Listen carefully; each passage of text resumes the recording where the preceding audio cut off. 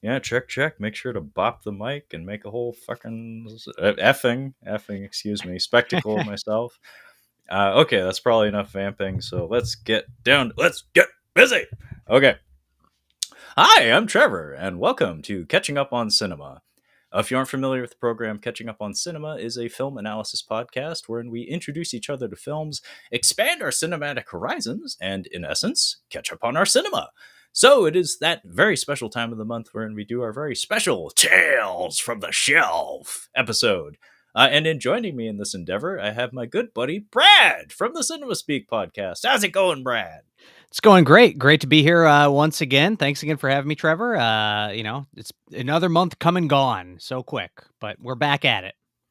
Yeah, I know. It snuck up on me. I mean, I'm just getting back from vacation. I have myself a nasty cold, in case you couldn't tell by the very phlegmy voice I'm touting at the moment. But this episode feels like we're recording it almost back to back. It's kind of weird how that works. But if you're not familiar with the show format, dear listeners and hopefully viewers, a Tales from the Shelf episode is essentially an excuse for both Brad and I to talk about our respective physical media collections. As you may have noticed, both he and I have extensive Blu-ray and 4K disc collections. So this episode every month is just kind of our excuse to share some war stories about our collecting habit and whatnot. And each month, we take it upon ourselves to try to have a little bit of a theme, backing the titles that we bring to our show and tell session here on the podcast. So today's theme is actually one that was brought to us by Brad. It was his idea, and I dubbed it "Notable Needle Drops." I like it. I like it. Yeah, I made a unilateral decision in naming it that, Brad. Hopefully that works for you. But I suppose the first order of business is to define for anybody, well, for myself, honestly, because I don't actually know the exact definition for this. What is a needle drop? So, I mean, I guess we can say straight up, no score. Original score is not a needle drop. I mean, we did a whole episode on that. Go back 3 years or however long it was. Go find that somewhere, dust it off, take a listen to that. But now you said there was maybe some question. I would say the one thing that I was questioning and that I think is debatable is, so it's obviously, pre-existing music that is used in a movie. So, an actual song that was recorded by an artist and it's used in the movie. But I guess the question would be if a film was made specifically for that movie, or a song was written specifically for that movie. So like if I'm remembering right, Eye of the Tiger, I think was written specifically for Rocky 3, I think. But then you get into some gray area where, well, you have to research, oh, well, was it actually a needle drop? I don't know. I mean, that's one thing that I was kind of questioning, like, do original songs count as a needle drop, or does it have to be something that's pre-existing that, the filmmakers came and said, here's a song by The Offspring and we're dropping it right here. It wasn't made specifically for the movie. Yeah, that's kind of how I understand it. Like the thing that keeps coming back to my mind is the concept of licensed music. Mm-hmm. That is music that exists outside of the reality of the film. So I if you wanted to dig a little bit deeper, you could potentially like bring in orders of business like diegesis, like diegetic and non-diegetic needle drops.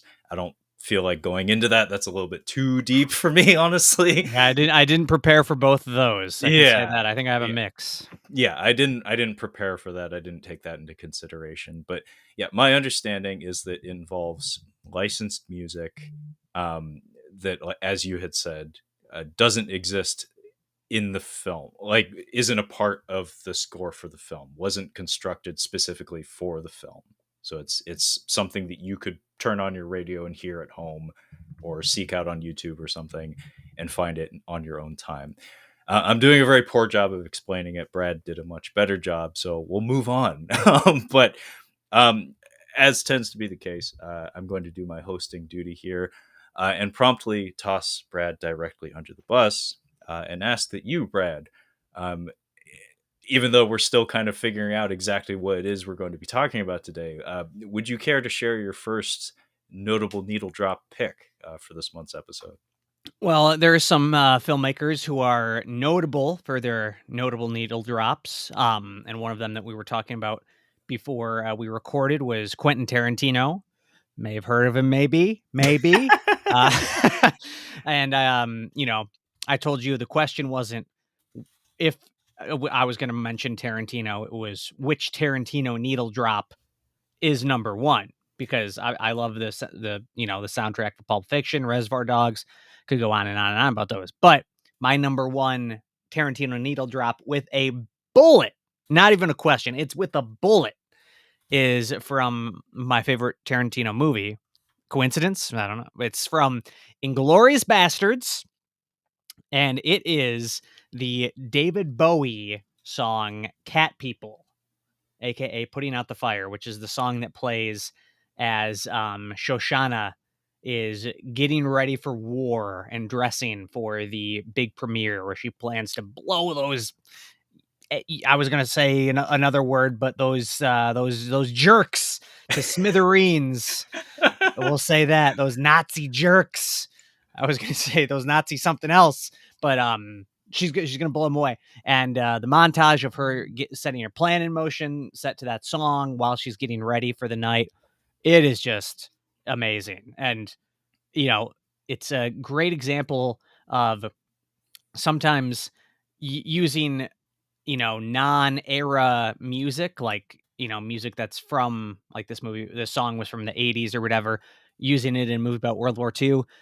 Sometimes it can feel like, sometimes that doesn't work, but in this case it is a fantastic needle drop, and such a great needle drop that, well, I mean, this is something we can get into later. Maybe I shouldn't have mentioned this, pick this one first, but every once in a while, like, a needle drop is so good, Trevor, that a movie owns that song. It owns that song. And this needle drop is so good that I am pretty sure, I've never seen it, but Cat People, the song, I believe, is for or in the movie Cat People, the Paul Schrader movie, I believe. I think you may be right because that was a remake. I believe it came out in the 70s. Yeah. And I think you're right on that.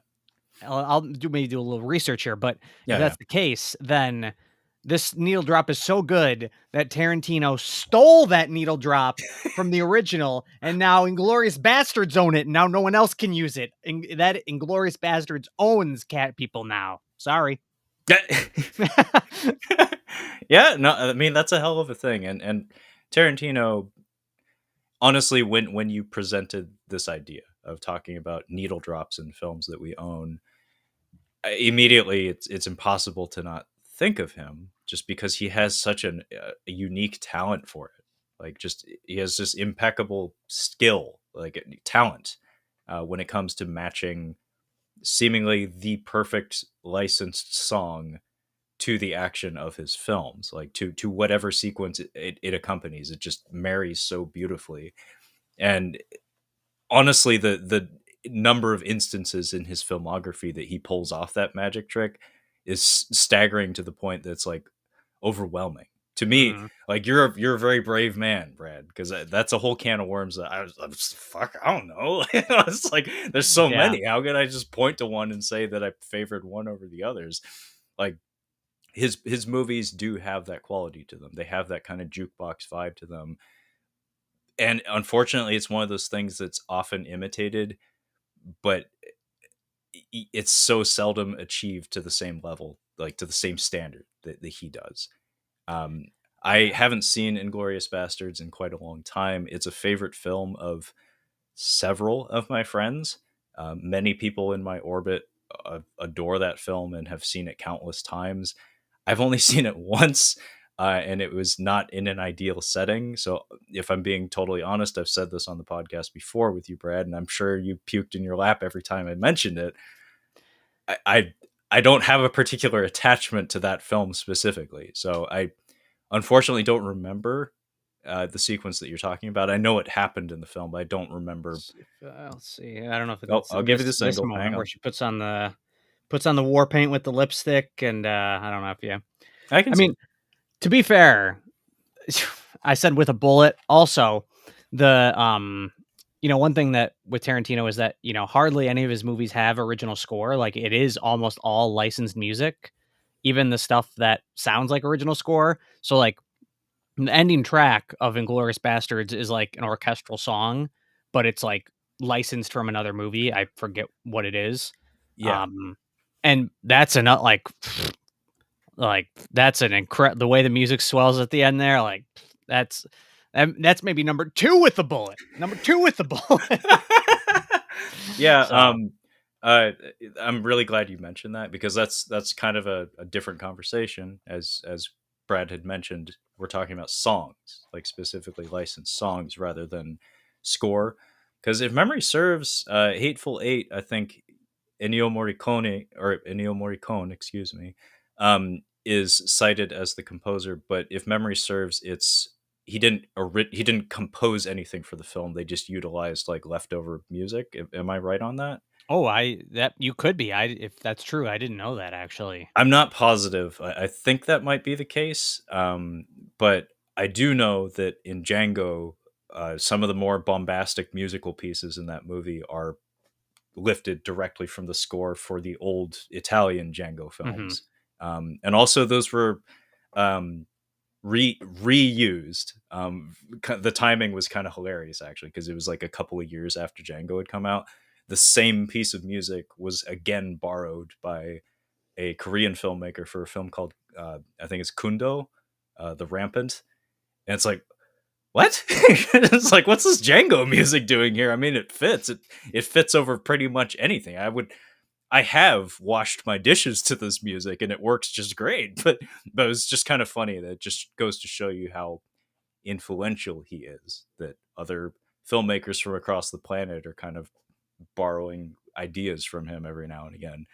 Um, but yeah, I really need to rewatch Inglorious Bastards, and in fact, I'm gonna burn one of my picks right now. Like this isn't my pick, but I'm just gonna burn it right now just to push it aside so we don't have to talk about it. I would like to point out that Atomic Blonde uses the same song that, as Brad had said, Inglorious Bastards, in his view, owns. So Sorry. was Yeah. this a no-no? That's gross. I don't even remember it in the movie, but um when I was researching Cat People is from the movie Cat People. Yeah, Atomic Blonde is also listed on the Wikipedia page and I saw that and I need to revisit that movie because that's pretty gross. I think there's a maybe a time a time period like a length of time where a movie owns it. Like I would say 20 years maybe is fair. Like maybe in 2029 maybe you can use Cat People again. But sorry, Atomic Blonde. Less than 10 years no, you're done. You're done, Leech, or what was it, yeah, Leech? Yeah, Leech, you're David Leitch. done. You're Yeah, done, dude. folks, if you're not aware, if this is your first time tuning in to Tales from the Shelf, Brad is what we like to call a rules guy. Brad, Brad is big on bringing order to chaos. Like when it comes to organizing your shelf, there is a correct way to do it in Brad's book, and Mhm. same goes for apparently using licensed songs that are quote owned by other films. It's like, no, man, like you can't do that. That's You're out of order. Well, I mean, there's also a thing with a great needle drop in that, um, um, there's also I Uh believe oh. that's Santino. Oh shit. Santino, what am I a liar about? What am I a liar about, bud? Yeah. Um, no, there's a thing with needle drops where you it's like 99% of the time it's a song that's either been forgotten or uh, it's either been forgotten or oh that's true I do break a lot of rules. um it's a song that's either been forgotten or was never popular to begin with, when a movie comes like Inglorious Bastards and brings Cat People back into the popular lexicon. Not that it was ever unknown because it's David Bowie, but still, it wasn't like one of his like, would probably wouldn't be on his greatest hits. Yeah. Uh, just the fact that like using it again when it's popular again is kind of the gross thing. Like you got to let it die down from popularity again. Yeah, no, I agree. Like there are legendary uses of songs.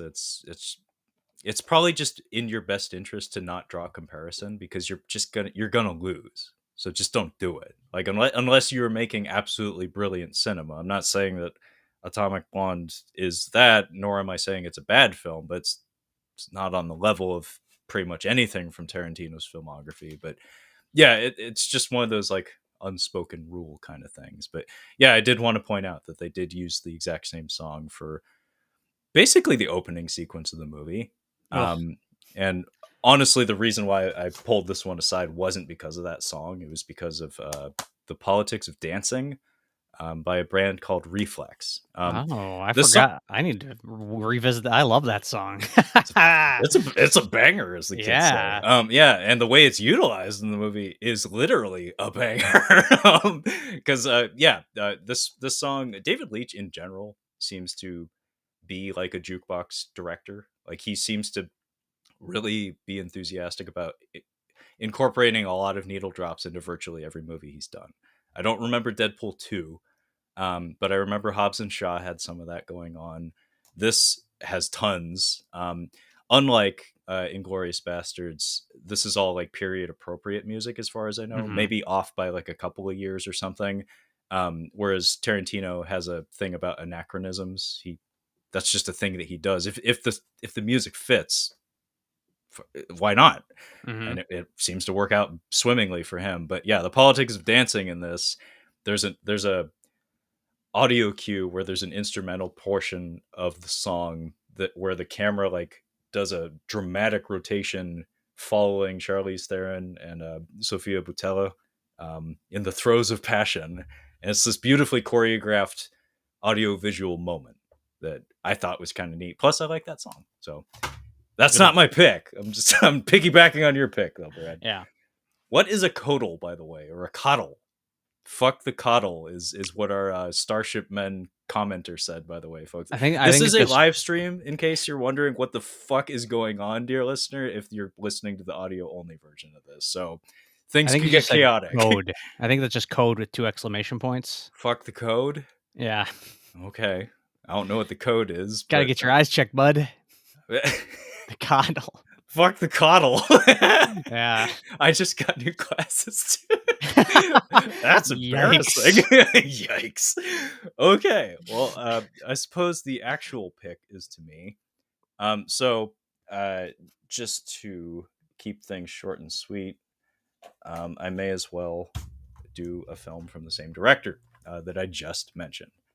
So this is probably going to be really short, unfortunately, but that might be better. It might keep things rolling. So I have here a 4K, a used 4K. So try not to barf in your lap, Brad, of David Leitch's Bullet Train, Mm. which Hmm. both Brad and I reviewed for his show, for his podcast, the Cinema Speak podcast. Definitely check it out if you haven't already. I think we both like this one.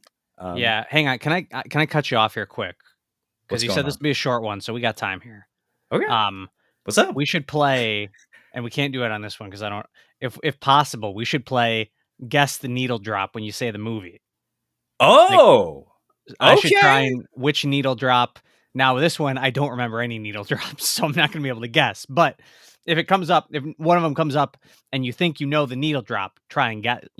Let's. I'm down for that. Okay, I that's another thing that y'all should know about Brad. Again, if this is your first time listening, Brad is also what we'd like to call a game master. Yeah. He is a rules man and also a game master. Um, yeah, he's kind of anal about things, just to say the least. But yeah, I like this game. I like this idea. It's probably not going to go well because I'm like I said, I'm not very good at identifying songs and singers and Yeah. stuff. But Boy. I will try, Brad. For Yeah. I you, got nothing on this one. I got nothing. I can't remember for this one. okay. Well, I don't remember that many from Bullet Train, but the one that made me pop in the theater, that like really worked for me, that got me to elbow nudge the girlfriend in the theater, was the water bottle sequence. If you remember that moment in the film, do you, Brad? Yes, I do remember the Okay, like, track in the history of the water bottle that got there. correct. Yeah. Yeah, I Uh, don't remember the song though. the song that plays over that moment, that is such a beautifully edited moment. The way the timing of the insertion of that moment is comic beauty. Like it's really well executed. The song that accompanies that moment is it's called Ue o Muite Aruko by Q Sakamoto, also known as Sukiyaki in the United States and in most international countries. So it was a Japanese pop song, kind of folksy, kind of melancholy at the same time, that actually was popular. It attained levels of popularity in, I believe, the early 60s to such a degree that it actually played on American airwaves, untranslated, like not Mm-hmm. translated into English. And my dad actually remembered hearing it on the radio. He was the one that introduced it to me when I was kind of young. And I had this really cool sense memory moment when I was on vacation with the girlfriend, with her parents, and there was a Mexican guy playing, I think, a cello or something. And he started playing the melody of that, and I got brownie points with the girlfriend's dad because I that was the song. I was like, "That's fucking Sukiyaki," and her dad was like, Nice. "How the fuck did you know that?" It's like, "When were you born?" It's like late '80s. He's like, "That song's like 20 years older than you. Why do you know this?" And I was like, "Because I have a weird dad." But anyway, that song is absolutely beautiful. I love it. I listen to it often, or I have throughout my life. And the way it is utilized in this film is really solid. Like very unexpected. Never would have guessed it, but when it popped up, I was, for me in particular in the theater, I was like, "Oh wow, I actually get this reference." I felt like Captain America in the Avengers. I understood Yeah. that reference. No one else in this room did, but I did. It's like I appreciate that. So yeah. Any other comments about David Leitch or Bullet Train? Well, I should only, I should remain positive, so I won't say too much about David Leitch outside of Bullet Train. But I do like Bullet Train, and that's a great example of a film or a song that is no longer like super well known or popular. Like your girlfriend's dad was shocked you knew it. Like that's not a it. Like they had Bad Bunny in the movie. It's not a Bad Bunny tune. It's not topping the charts right now, but if it fits in well with that scene, and I do remember loving that scene. I don't specifically remember the song with it, but yeah, that's a great pick, man. Yeah, I it means something to me, and I'll make sure to like post links or something in the description of this episode for the songs that we talk about, Yeah, that's a good idea. because I would like, if I can't remember any of yours, I'm definitely going to listen to them after the fact. Hmm. And for anybody else who hasn't heard these songs before, this could be a fun opportunity for them. But anyway, that was my pick. So ball is to you again, sir. What is your next notable needle drop pick? Well, I'm gonna do a double because I've got two very recent movies within the last 2 years or whatever here. Yo, Santino, if you're still in here, he cheating. He cheating. I'm cheating right now. I am cheating, but this one is kind of for Santino if he's still in here. Not specifically for him, but he might like this. And Trevor, I think this one should be a softball for you. This should be a softball for you on what the needle drop is, because I think it's the only needle drop in the movie. And I'm pretty sure you've seen the movie. I think you guys even did an episode on it. I think Uh-oh. could be Pressure's it on. a little while ago. But the movie is The Batman. The Oh, Batman. hey, hey, hey. Hey, all right, You here we fucker. go. Stealing my Boom. picks. Definitely not Guardians of the Galaxy Volume 3. Oh, is it in there too? No. Okay, okay. I haven't seen Um, it yet. no, but obviously, I mean, it's your pick, so obviously, the Obviously, Nirvana I know. song. Yeah, Yeah. obviously, I know. Which, again, following the rules of it is Nirvana, so it's like, obviously, it's not like too unknown, but in terms of Nirvana songs, I would say out of their, last two albums, their first album, nobody really knows anything from, but, it was kind of a song that was, it's so like stripped down and somber that, it never got any radio play. It was, if you listen to the whole album, you know, uh, you would hear the song, but obviously, it was something that like not many people were thinking about, and it fit the tone of the movie so well. It fit the character so well. even just like the age of the character, like it just makes sense that he would be into Nirvana. And I think truly we'll see how it is in 18 years or whatever, but I think the Batman owns Something in the Way by Nirvana 100%. Like if a movie came out now and used that song, I would be disgusted with that movie. It would be gross. You can't do it. You just can't do it. Yeah, I mean, Kyle was keen on pointing out to me when we were reviewing it because he actually knows music and he actually plays music. Like he's a pretty good guitarist. Like he actually knows a lot about music that I don't, in particular about rock music and stuff. And he was telling me that that was a very deep cut. And even he, who doesn't typically key in on scores or music for films, was like, "You did good. You did good, man." Matt Reeves. I was really taken with the usage of that particular needle drop and the early goings in that movie because it doubles as a tone setter and it triples as a core melody throughout the entire score of the film, throughout the entire soundscape of the film. Like the Michael Giacchino's theme for the Batman essentially mirrors like the cadence and the tonality of that song. So it's almost like a mission statement song for the production. And I guess the director himself was like listening to it on repeat while he was working on the film, like in pre-production and stuff. So brilliant use of it. It rocks. And I think you're right. Like it feels like because it's such a deep cut, because it's a slightly obscure track from a very, very well known band, maybe don't touch that one for quite a while. Like it probably belongs to the Batman. And actually, I know there are plans to continue that particular story. I'd be very curious to see if they hold on to that melody, if they hold on to that as the Robert Pattinson version of the character's theme across multiple films. I think they got to go with a new deep cut grunge band song. We're gonna Although, hard pivot to the Offspring. yeah,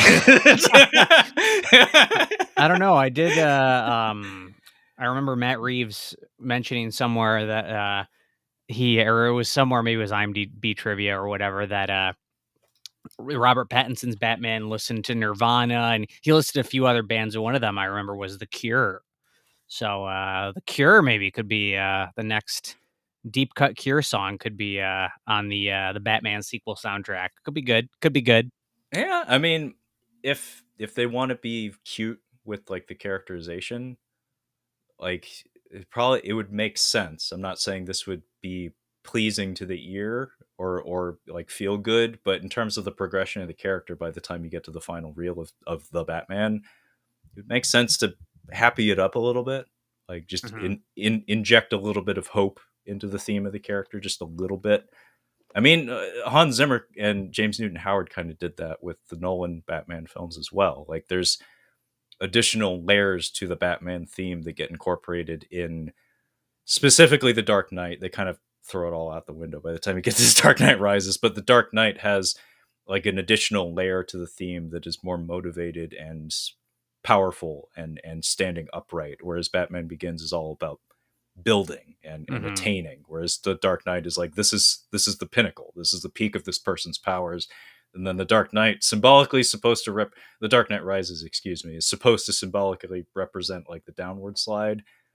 Doesn't really feel like that, nor is that reflected in the music especially well. But if they want to get technical with the characterization via the score for the film, I could see them doing that, like picking another licensed track that has just a little glimmer of hope in it, as opposed to the completely down and dreary Something in the Way. Yeah. Yeah, I would almost be disappointed if they didn't if they reuse. I mean, don't want to say they can't reuse it, but I think they got to go get another one. You got to top yourself. You got to top yourself. You can't just redo it. Well, the problem there is that when it comes to selecting licensed music and stuff, you do run the risk of feeling inorganic with your choices, where it's like this feels like a studio mandate. Like Brad, I hope this doesn't pop up in either of our picks, and Santino, I hope you're listening. David Ayer's Suicide Squad. Yeah.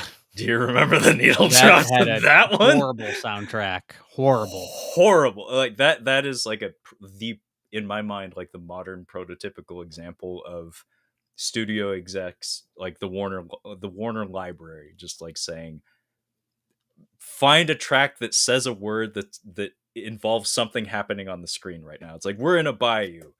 Born on a bayou. It's like, is it relevant? Yeah. Absolutely not. But he said the word bayou.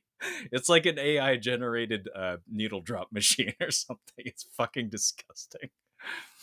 Yep. So 100%. so 100%. so yeah, the hope would be if they select a new song to serve as the core theme for the movie, make sure it's meaningful to the character and the story you're trying to tell. And they did it the first time. Hopefully they can do it again, because I for one really enjoyed the Batman. I've seen it 2.5 times. Would love to watch it a third.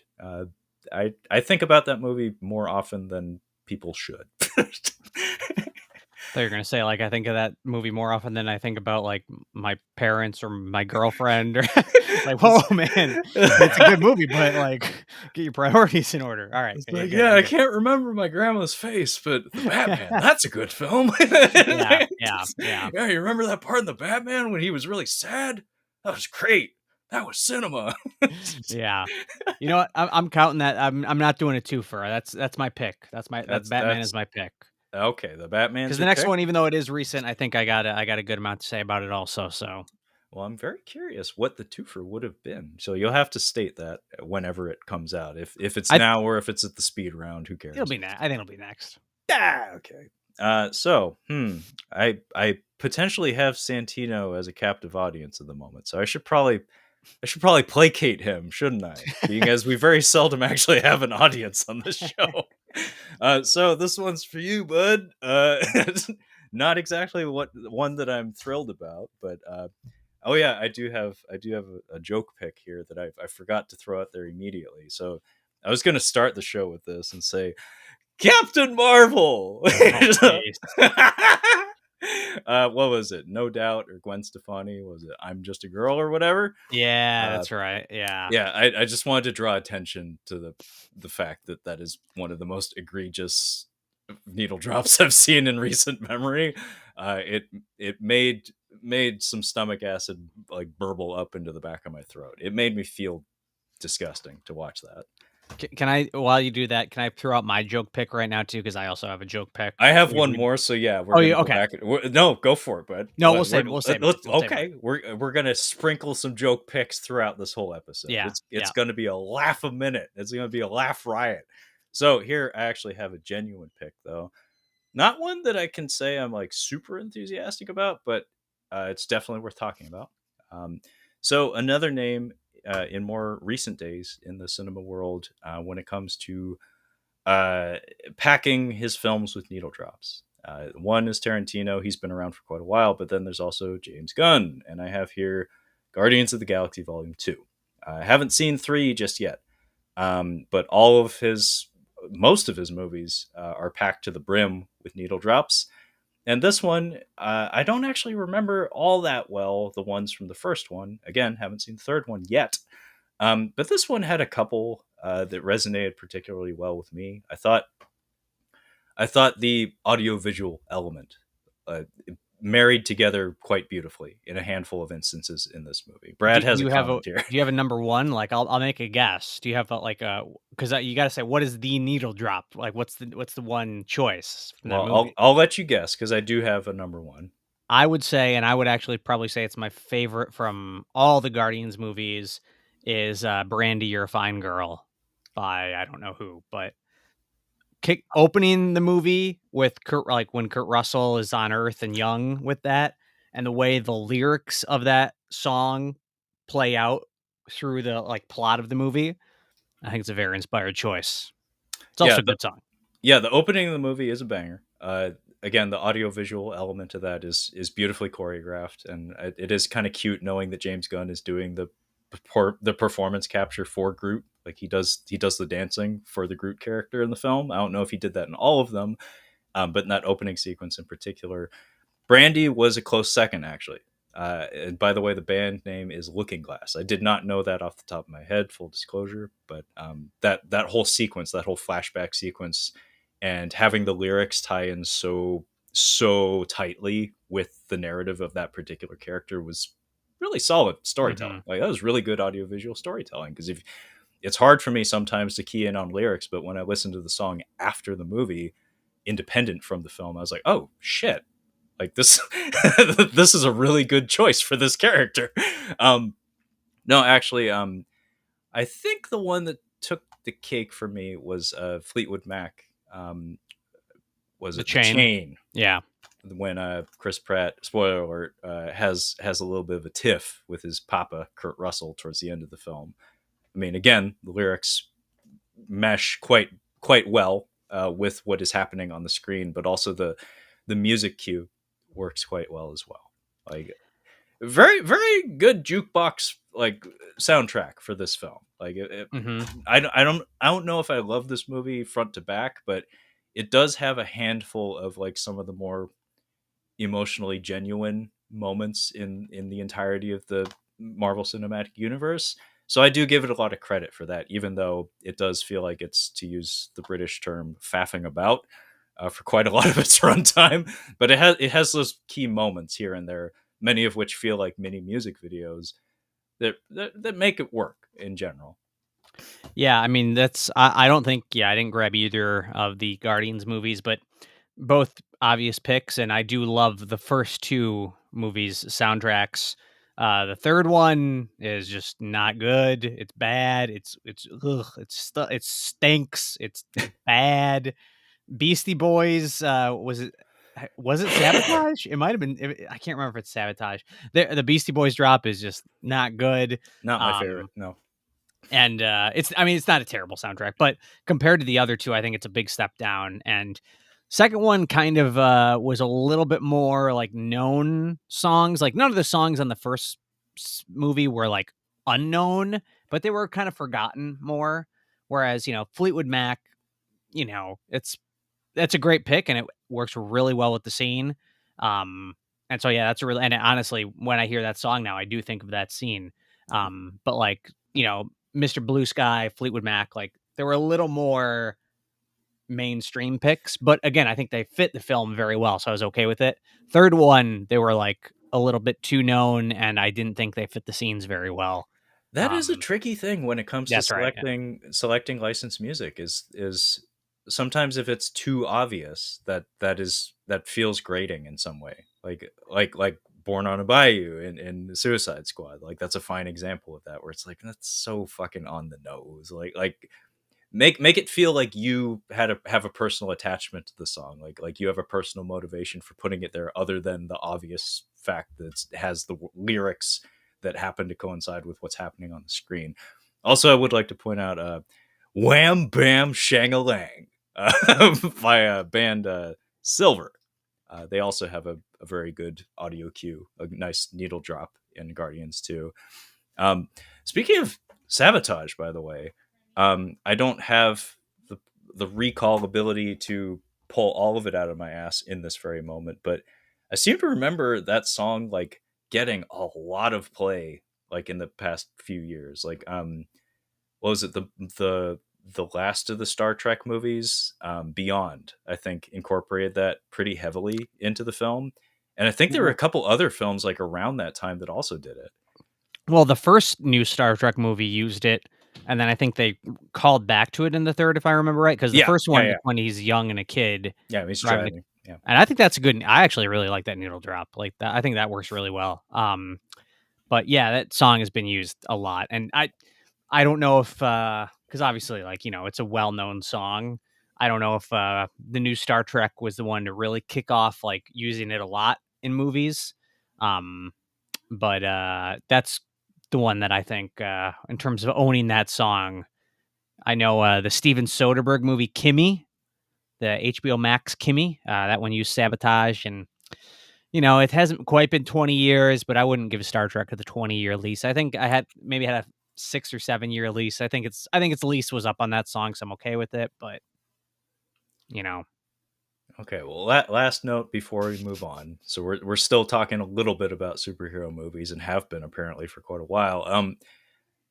Brad, see, like I'd like to see if you can back me up on this, but the Russo brothers, on the subject of needle drops, I had this thing where I've been subjected to a lot of their stuff recently, like over the past couple of years, because they make stuff that appears on streaming networks that the girlfriend is invested in, and I get roped into watching these things. I'm talking about the Gray Man. I'm talking about that Citadel what the fuck from Amazon or whatever. They had a hand in both of those in some capacity. I was noticing a thing where both of those products, and they are products, they're not films or series, um, have tons of needle drops. But I was like sitting back and I was thinking to myself, like, I mean, I know I'm not like a music guy. Like I don't know a lot, but I don't know any of these. Like Hmm. I have no emotional resonance with any of these songs. And it was making me feel bad because I was like, are they just like really bad or are they like too highbrow for me? Like are these cuts too deep for some schmuck like myself to be able to keep up with?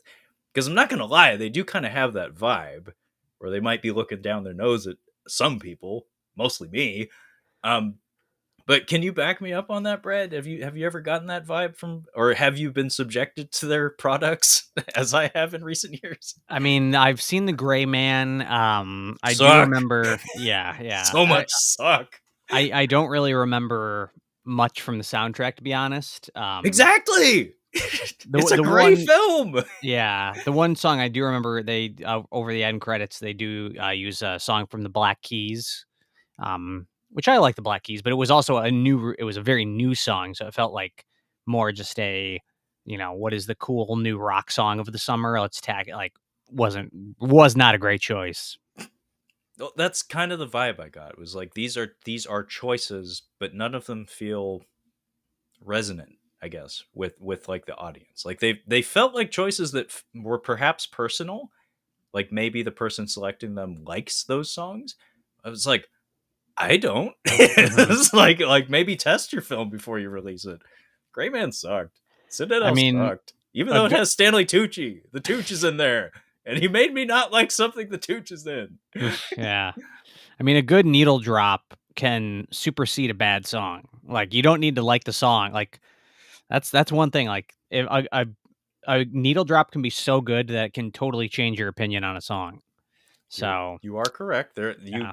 if you get like the first couple of bars dropped at exactly the right moment, sometimes that's all you need. It's like that Mhm. can actually revitalize interest in a song, honestly, is having that audiovisual accompaniment where it's like you marry those memories together and it's Mhm. like now all of a sudden a song that you didn't care much for, it's like, oh, now I have a way to appreciate it. Now it actually works for me.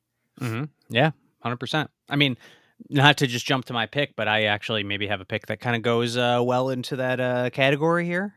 Okay. So in terms of it just not being a song that you really like all that much, but, just a great needle drop, I've got a film from a couple of years ago. I was my number 1 film, I believe, of, 2021. I have still in the packaging because I actually just got this, like, a week or 2 ago. I've got Red Rocket, the Sean Baker film, and, let me open this live on the show. The Oh needle no. drop is, the Nsync song "Bye Bye Bye," which not a song this is actually case is busted on this, great. Um, um, Brad's gonna have a fit. yeah, this is great, awesome. Not a song I'm a huge fan of, but it is used several times in the movie. So basically the movie, if anybody doesn't know, and it wasn't like a huge movie, some people may not know. Simon Rex, I believe, is the guy.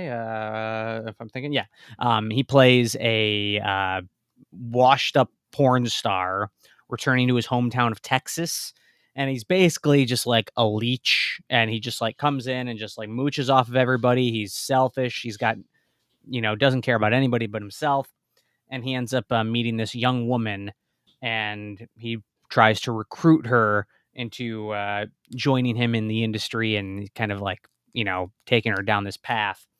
and it opens with him on a Greyhound charter bus uh, coming into this town of Texas, and it is not the most luxurious town. It is like a basically what's the word for it? Like just like a factory, like oil field, like factories, Like an like an industrial industrial. zone. Yeah. Yeah, yeah, yeah. And so the musical choice of "Bye Bye Bye," which is like, kind of like this, it's supposed to be a song that pumps people up, and it's, like with the backdrop of just these like ugly landscapes of like, just like factories puffing smoke in the air, and just a very inspired choice there. And then what is also great, they call back to that song in a great scene where Simon Rex and the young woman that he is trying to convince to become a porn star with him so he can basically use her for his own gain. Um, they have just engaged in intercourse, if you want to say that. And they're in her bedroom, and she's quite young. She's probably like college age, very young, and he's like 40 or whatever. So they're in basically like a child's bedroom, and she says, "Oh, she's got a keyboard," and she's like, "Oh, I can sing you a song," and she goes and she does a acoustic solo piano rendition singing of "Bye Bye Bye" by Nsync, almost like a ballad version of it. And it's a great scene because she's performing and we have this like slow push in on Simon Rex, and he's watching her sing, and she's very talented, she's very good, and he starts to like get a little emotional, almost like he's for the first time ever feeling the weight of how he's like bringing this girl down with him, and he should be, potentially celebrating her vocal talents and helping her maybe get a music career, while he's going to just basically use her body for his own gain. And it's a great scene, and I do believe they also call back to the song at the very end of the movie. But I'm not 100% sure on that, so I won't say much about that. But um, very good use of that song in this movie. Yeah, it sounds like it. And I remember you talking about this film previously on your show, the Cinema Speak podcast, and I would like to check it out because it sounds really good. Like it sounds like it has quite a lot going on. Some very very strong performances from unexpected places. And the way you set the stage for that scene, it's like, man, that sounds like good cinema. Like that sounds like good filmmaking. So Hmm. I'd be very curious to check that out. And it's a very interesting choice for a song because, like, is it a period piece at all, or is it a contemporary film? I believe it's contemporary. Yeah, I'm pretty sure it is. Because I do think there's like a few moments where they flash like to some political stuff on some like TV screens kind of thing. So it's a current day film. I can't remember if I said that or did I say the wrong thing. Anyway, takes place current day. Um, and I think with the "Bye Bye Bye" thing, it's kind of like he left this town probably in the late '90s, early 2000s, and he was like on top of the world, and coming back, 15, 20 years later or whatever, but still, you know, being full of himself and thinking he's better than everybody else. Reusing that song, coming back with no money in his pockets. He's got nothing but the shirt on his back. So I think it's not a period piece, but I think it works within the context of the film. I was about to say, I think it works a lot better actually. That's a contemporary film because of all the reasons you just stated. Yeah. Was because he has that, like, I don't know, big fish in a small pond mentality. Even though that's probably not true, but it locks him into that moment in time. So it's like an anchor to who he's apparently remained crystallized as, despite the fact that that song is 20, 30 years old. Like it's not a contemporary song by any means, but it's Hmm. also a very, very, very nostalgic song for quite a lot of people of a certain age range. So it's kind of a brilliant choice. And funny enough, I've mentioned a couple of times already the idea of the obvious choice sometimes being grading. I think that's a case for the opposite, where it's like, no, actually, one of the most popular songs of its day is exactly the right choice for this film and for this character. So that makes a lot of sense, and it sounds like that was very calculated on the part of the filmmaker. Yeah, I'm a big fan of Sean Baker. I pretty much, well, I guess I've only seen his last 3 movies. I think he did a couple early movies before he really broke out, but big fan of the guy.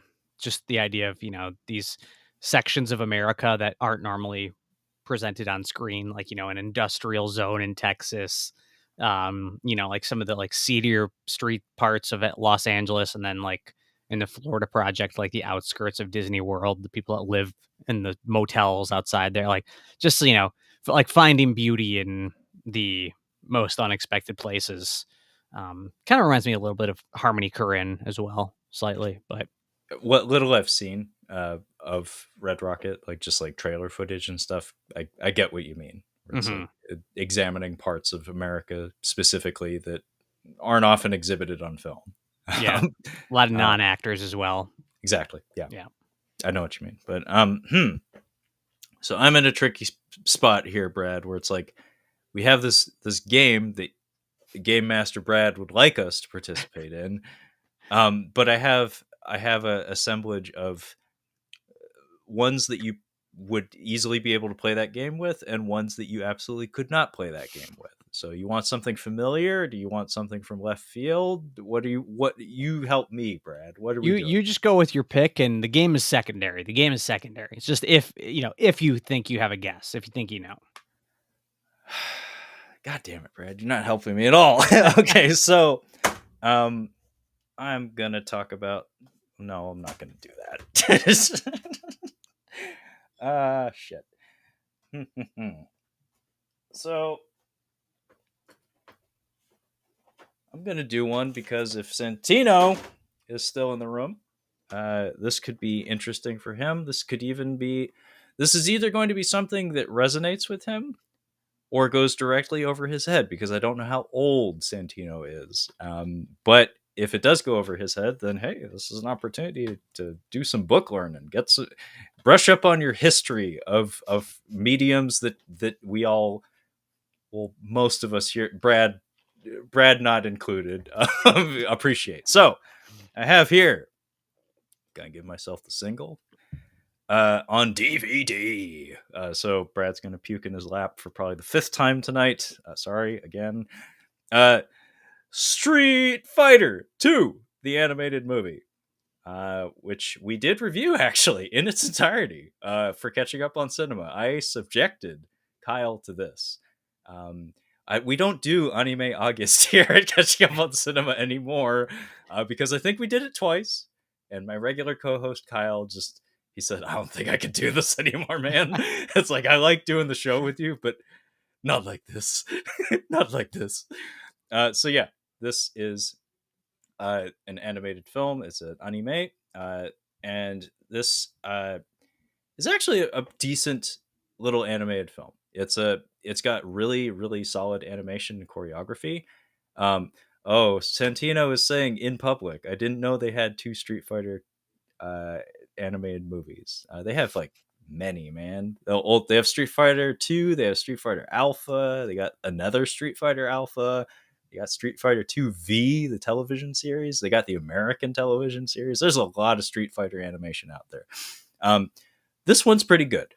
The characters are all on model for the standards of the day. That is to say, I think Super Street Fighter 2 Turbo was out at the time of this film's release. Maybe not the Turbo part, but Super Street Fighter 2 was definitely out because DJ is in fact included in the cast. So every character from the Street Fighter 2 era is included in here, including Akuma / Goki. He's in a cameo. He doesn't do shit. He's just sitting in India somewhere.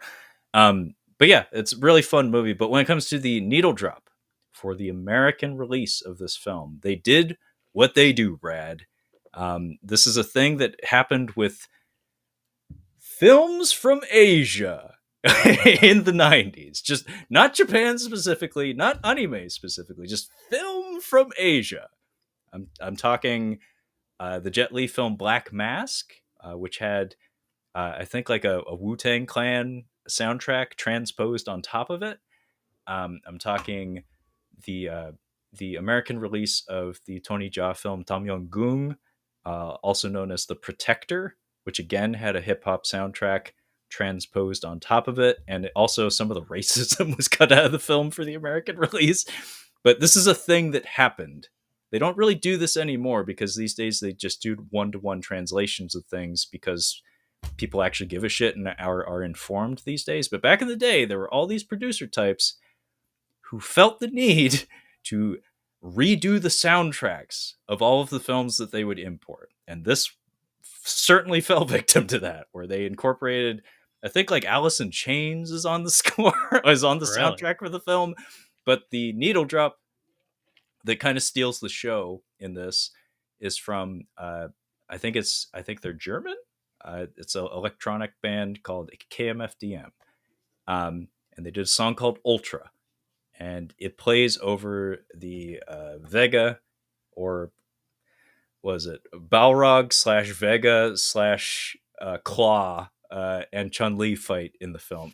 See, I'm throwing shit way over your head, Brad. I'm sorry, but the people who know. Um, Chun Li versus Man with Claw from Spain. Um, they play that song, the KMFDM song, over that sequence. And the reason I'm spotlighting it is, one, it works pretty well. It has like a relentless, like pounding energy to it that fits that fight pretty well, especially considering it's probably the most violent in the whole movie. I mean, it's a almost nude woman fighting a man with a steel claw in his hand, and he does land a lot of hits. It's pretty savage. Why not have some German electronica play over that? But the reason why I'm spotlighting this in particular is because that song and that vibe was anime in the United States in the 90s. There's something called an AMV, anime music video, that has since fallen out of fashion. But in the VHS collecting days of international interest in the medium in Japanese animation, that was like the song that was played over all of these clip shows of violent sequences or boobs from Japanese animation. And people would edit these like at home on like their editing bays and stuff. And that song was like the go-to. There's I don't know if they're still around. They may be defunct, but Manga Entertainment was one of the earlier distributors in our region, Brad, of VHS and DVDs in particular of Japanese animation in the 90s and the 2000s. I'm pretty sure they're like uh, not their logo, but like their branding was associated with that song. They just take clips, like all the action clips from all the things that they owned licenses for, and put together like a rapid fire montage of all the cool bits with that song, and then they'd end it with their logo. Like they use that song and the style of that editing as their branding. So it's just kind of like a important moment in the history of the medium that if you weren't there for it, okay, but you know, now you know. So hopefully this was an interesting history lesson out there for somebody. Well, I And mean, yes, Santino, this is the one where Chun Li has a fight in her underwear. She is nude just prior to the fight, but she has to put on clothes so she can fight, and then she wins the fight. cool. Yeah, Um, naked fight. I mean, um, actually, that's an episode. Tales from the Shelf: Best Naked Fights. I mean, listen, the way I don't know if you've been following this is off topic, but the anti anti-sex discourse in cinema, if you've been seeing the people upset about Oh, the sex scene in Oppenheimer and I saw the Christian gal with the yeah, TikTok. her husband closed his eyes during the I mean, it's Apparently, up, he was recovering from sex addiction or something. So well, I guess it made some sense, but like as I was listening to her speak, I was like, "What language is this?" I'm having difficulty understanding what's being talked about. I don't have any context. Is this where we're yeah. at, Brad? Is this where the culture is now? Well, that's it's a consequence of having our biggest blockbusters be absolutely sexless for the last 15 years. But I mean, I it's up to you. But sometime down the road, we could do best best movie sex scenes or best nude scene. Like I'm down for that. I Like mean, it would just be Michael Douglas movies, but I mean, James Spader, Michael Douglas, like back in the day, like those like our Spader laid mainstream some pipe. Yeah, our he stars did. were fucking dude. Like Yeah. Yeah, I there's not enough fucking in cinema. As somebody who is dating somebody or who is living with somebody who has a European mother, there ain't enough fucking in cinema. yeah, but back to, Street Fighter, I just, You have something to say about Street uh, Fighter? just so I was made me think, like, how you said that song was used, like, it became the kinda just like back in the day, a soundtrack, sometimes that's where you would first discover a song, and it still sometimes is the case, I guess, but it's become a little different with the internet. But yeah, back in the day, like, actually owning, like, I owned quite a few movie soundtracks, that I would listen to, and, like, it was a little bit, it was just a different vibe when a soundtrack, like, just absolutely slapped, you know? Yeah, I have a couple of those set aside where it's like the whole damn movie is Mhm. just packed with needle drops. Like, good luck picking one. But Brad, you just set me up for my next joke pick. I don't know. Do you have any more? Because I'm just gonna go ahead and burn this right now. More well, you can use your joke pick, go ahead. Okay, so Brad mentioned owning soundtracks for films. I can't say that I'm super proud to say that I owned the soundtrack for this film on CD, but I did. I went to a Silver Mhm. Platters. I bought it, as well as a DVD of RoboCop for like 50 fucking dollars because that was the state of the world back then. Anyway, my joke pick is the one. And Brad, to bring your game to the fore, do you know what needle drop that I selected for my joke pick for the one? I don't, I've never seen the one. Oh, Yeah, you might have to do a retro review of the one, man. I'd be into it. Santino got it. You got it?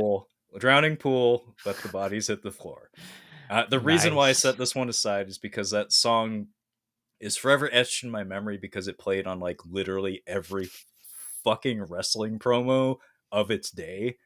And also, there was some kid at my middle school that was just obsessed with it. He just kept stomping up and down the hallway, going, "What nothing wrong with me, dude?" I was like, "Oh my god, this fucking guy! He's like 5'2" and like 6 feet wide.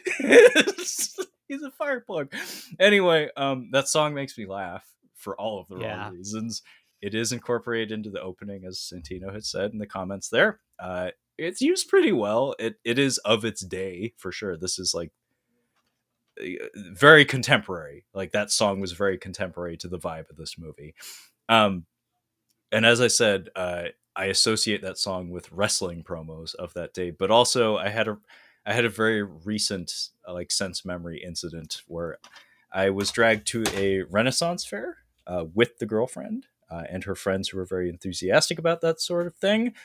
I had a good time despite myself. Like, I have zero enthusiasm for that sort of thing, but I had a good time. Those are fun people. Like, that worked out for me. And they had a jousting competition that was literally pro wrestling with armor, like complete with Metallica and Drowning Pool blasting over the speakers when they're running at each other Nice. with their weapons. I was like, I mean, I didn't expect to be watching wrestling today, but I'm not complaining. But Let the Bodies Hit the Floor started playing at the beginning of one of the jousting matches, and I was like, oh my god, they're not even trying anymore. Mhm. Like, this is just wrestling, just with people Yeah. in night costumes. So anyway, yeah, that was I think my last joke pick. I just gotta tell you that, I went to karaoke this past Saturday, Yeah, and somebody did Drowning Pool, Let the Bodies Hit the Floor karaoke, how'd they and do? it was horrible. Yeah. Hor the guy, he was not, I don't know, like, I don't know if he was drunk, I don't, maybe he wasn't all there, I don't know, but, like, very weird that he chose 3 songs, all very hard songs, and he was not good at all. He did Bohemian Rhapsody, like, Oh, I and it's mean, long yeah, too. and Come any Queen on. song, like, dude, Yeah, like, don't do that. he did Let the Bodies Hit the Floor, and he did, I think it was Disarm by the Smashing Pumpkins, which Okay. Billy Corgan of the Smashing Pumpkins, very distinct voice, like, not an easy song, like, song to replicate in karaoke. So, just very, very I don't know if he was intentionally choosing the hardest songs he could, But yeah, Let the Bodies Hit the Floor, not a good karaoke song. No, no, I mean that requires actual pipes to Yeah. sing it. And it would be deeply unpleasant. Like it's funny to me. Like I get some like chuckles out of it when I hear it on the radio and stuff, but like if some asshole is trying and failing at singing it, at that point it just becomes grating. So yeah, just don't do that. Like Game Master Brad, you should have just walked over and be like, just take the mic and just be like, no, just no, you're done. You're done. I Sit was I down. was I was laughing too hard, to be honest. I would have been right there with you. Yeah, yeah. Like this fucking guy. Yeah. Okay, well that was my joke pick. I don't know where we left off. Like whose pick is it? I think mine, because you just did Street Fighter, right? I did. I also dropped it on the floor. It's okay. Well, I'm going to do a twofer on this one. Okay. A twofer. I'm going to do a twofer. Santino, Two films from the same director. He's cheating. I'm cheating a little bit. That's fine. That's all right. So the director is Paul Thomas Anderson, and I've got Boogie Nights and Magnolia here. Now, Magnolia might even be a little bit of a cheat, because I believe, I could be wrong, but I think the songs were specifically recorded for the movie, the Aimee Mann songs, but they are bangers nonetheless. But Boogie Nights obviously has an incredible 70s, 80s soundtrack. I would probably say, I mean, Trevor, have you seen Boogie Nights? I'm assuming you've seen it, right? I think we've even talked about it. Boogie Nights is a running gag between Kyle and I because it's just so unbelievably watchable. Yeah. Like it feels weird to say that the porn movie is one that I've probably seen 7 times or something, but I have, and it's not short either. It's just it's hypnotic. Like it's just such a well-made movie. And I am gonna make the girlfriend watch that. Again, her mom's European. She's okay with it. Should be all right. Nudity in film, whatever. No killing though, no blood. Just Yeah. boobs, whatever. Who cares? Well, there's one scene maybe she should watch out for in this one. Yeah, maybe turn it off when we get to the donut shop. Or even before that, I was thinking maybe William H. Macy when he's around, when he's in a good mood, which is never. Like maybe you can watch those scenes, but when he's real sad at New Year's, maybe shut off. I mean, do you remember any of the songs in this movie? You got a guess? Well, I think I have a good guess, and I have my guess. So a good guess. I know the tune. I don't know the name of the song, but it's when the lady goes into the swimming pool during that party sequence. Oh, fuck, I kind of forgot. That is a great. That actually. But don't reveal it yet, because I have my pick also.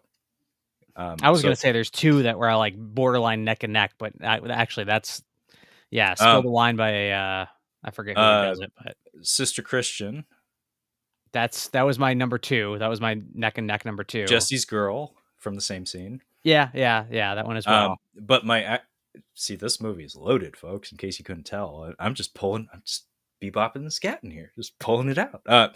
My actual pick, though, my favorite licensed music needle drop in that movie is I think it's called Machine Gun, and it's an instrumental track that plays over a montage when Dirk Diggler is riding high, and it concludes with him on the dance floor, and they have like the synchronized dance routine.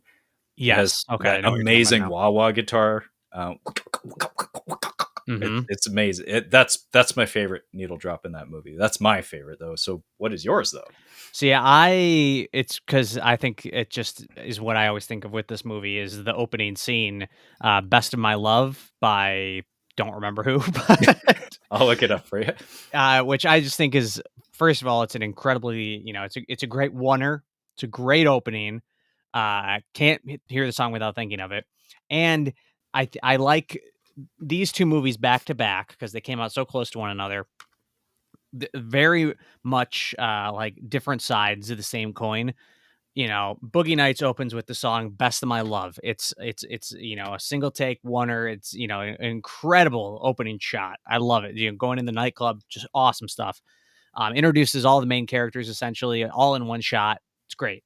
Whereas Magnolia opens with Aimee Mann's cover of the song "One." "One is the loneliest number." That song. and that's, well, although it does have the opening about fate and stuff, but when we actually get to the, movie proper, it opens with that. Um, and that sequence is almost the exact opposite of Boogie Nights, where it's just like we're just we're going crazy. There's so many cuts. We're pushing in, we're pulling out, we're zooming in, and it's just like boom, boom, boom, boom. It's like introducing all the main characters, but in a way where they are all, obviously, this song says one, they're all separate, they're all isolated, they're all alone. Whereas that's kind of the theme of the movie. That's where the characters start off in Magnolia.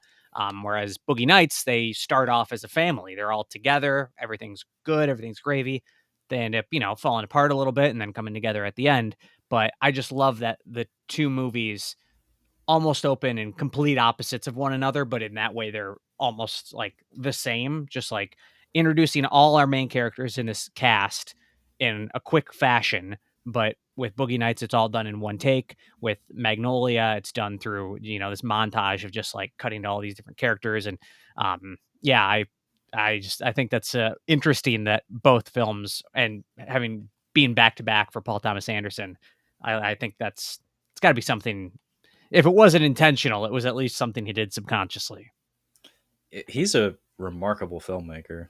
Like he's done so many varied things in so many different ways. It's almost like unpredictable. Where it's like, what is this guy gonna do next? I kind of, he almost has that like Scorsese vibe to him, where there's a curiosity in the way that he seems to select some of his subjects. Hmm. Where it's just like there's in Scorsese's case, there seems to be a little bit more consistency in the subject matter and whatnot, but he is known to branch out and do like that kind of like one for me, one for them kind of thing. Whereas PTA, it's just like I don't fucking know what this guy's gonna do next. Like he did a fucking movie about a tailor. Like Hmm. he did a movie about fucking porno. Like, he did a movie where fucking frogs fall from the sky. Like, did a movie about fucking oil drilling and shit. Like he's all over the place. He's out of control.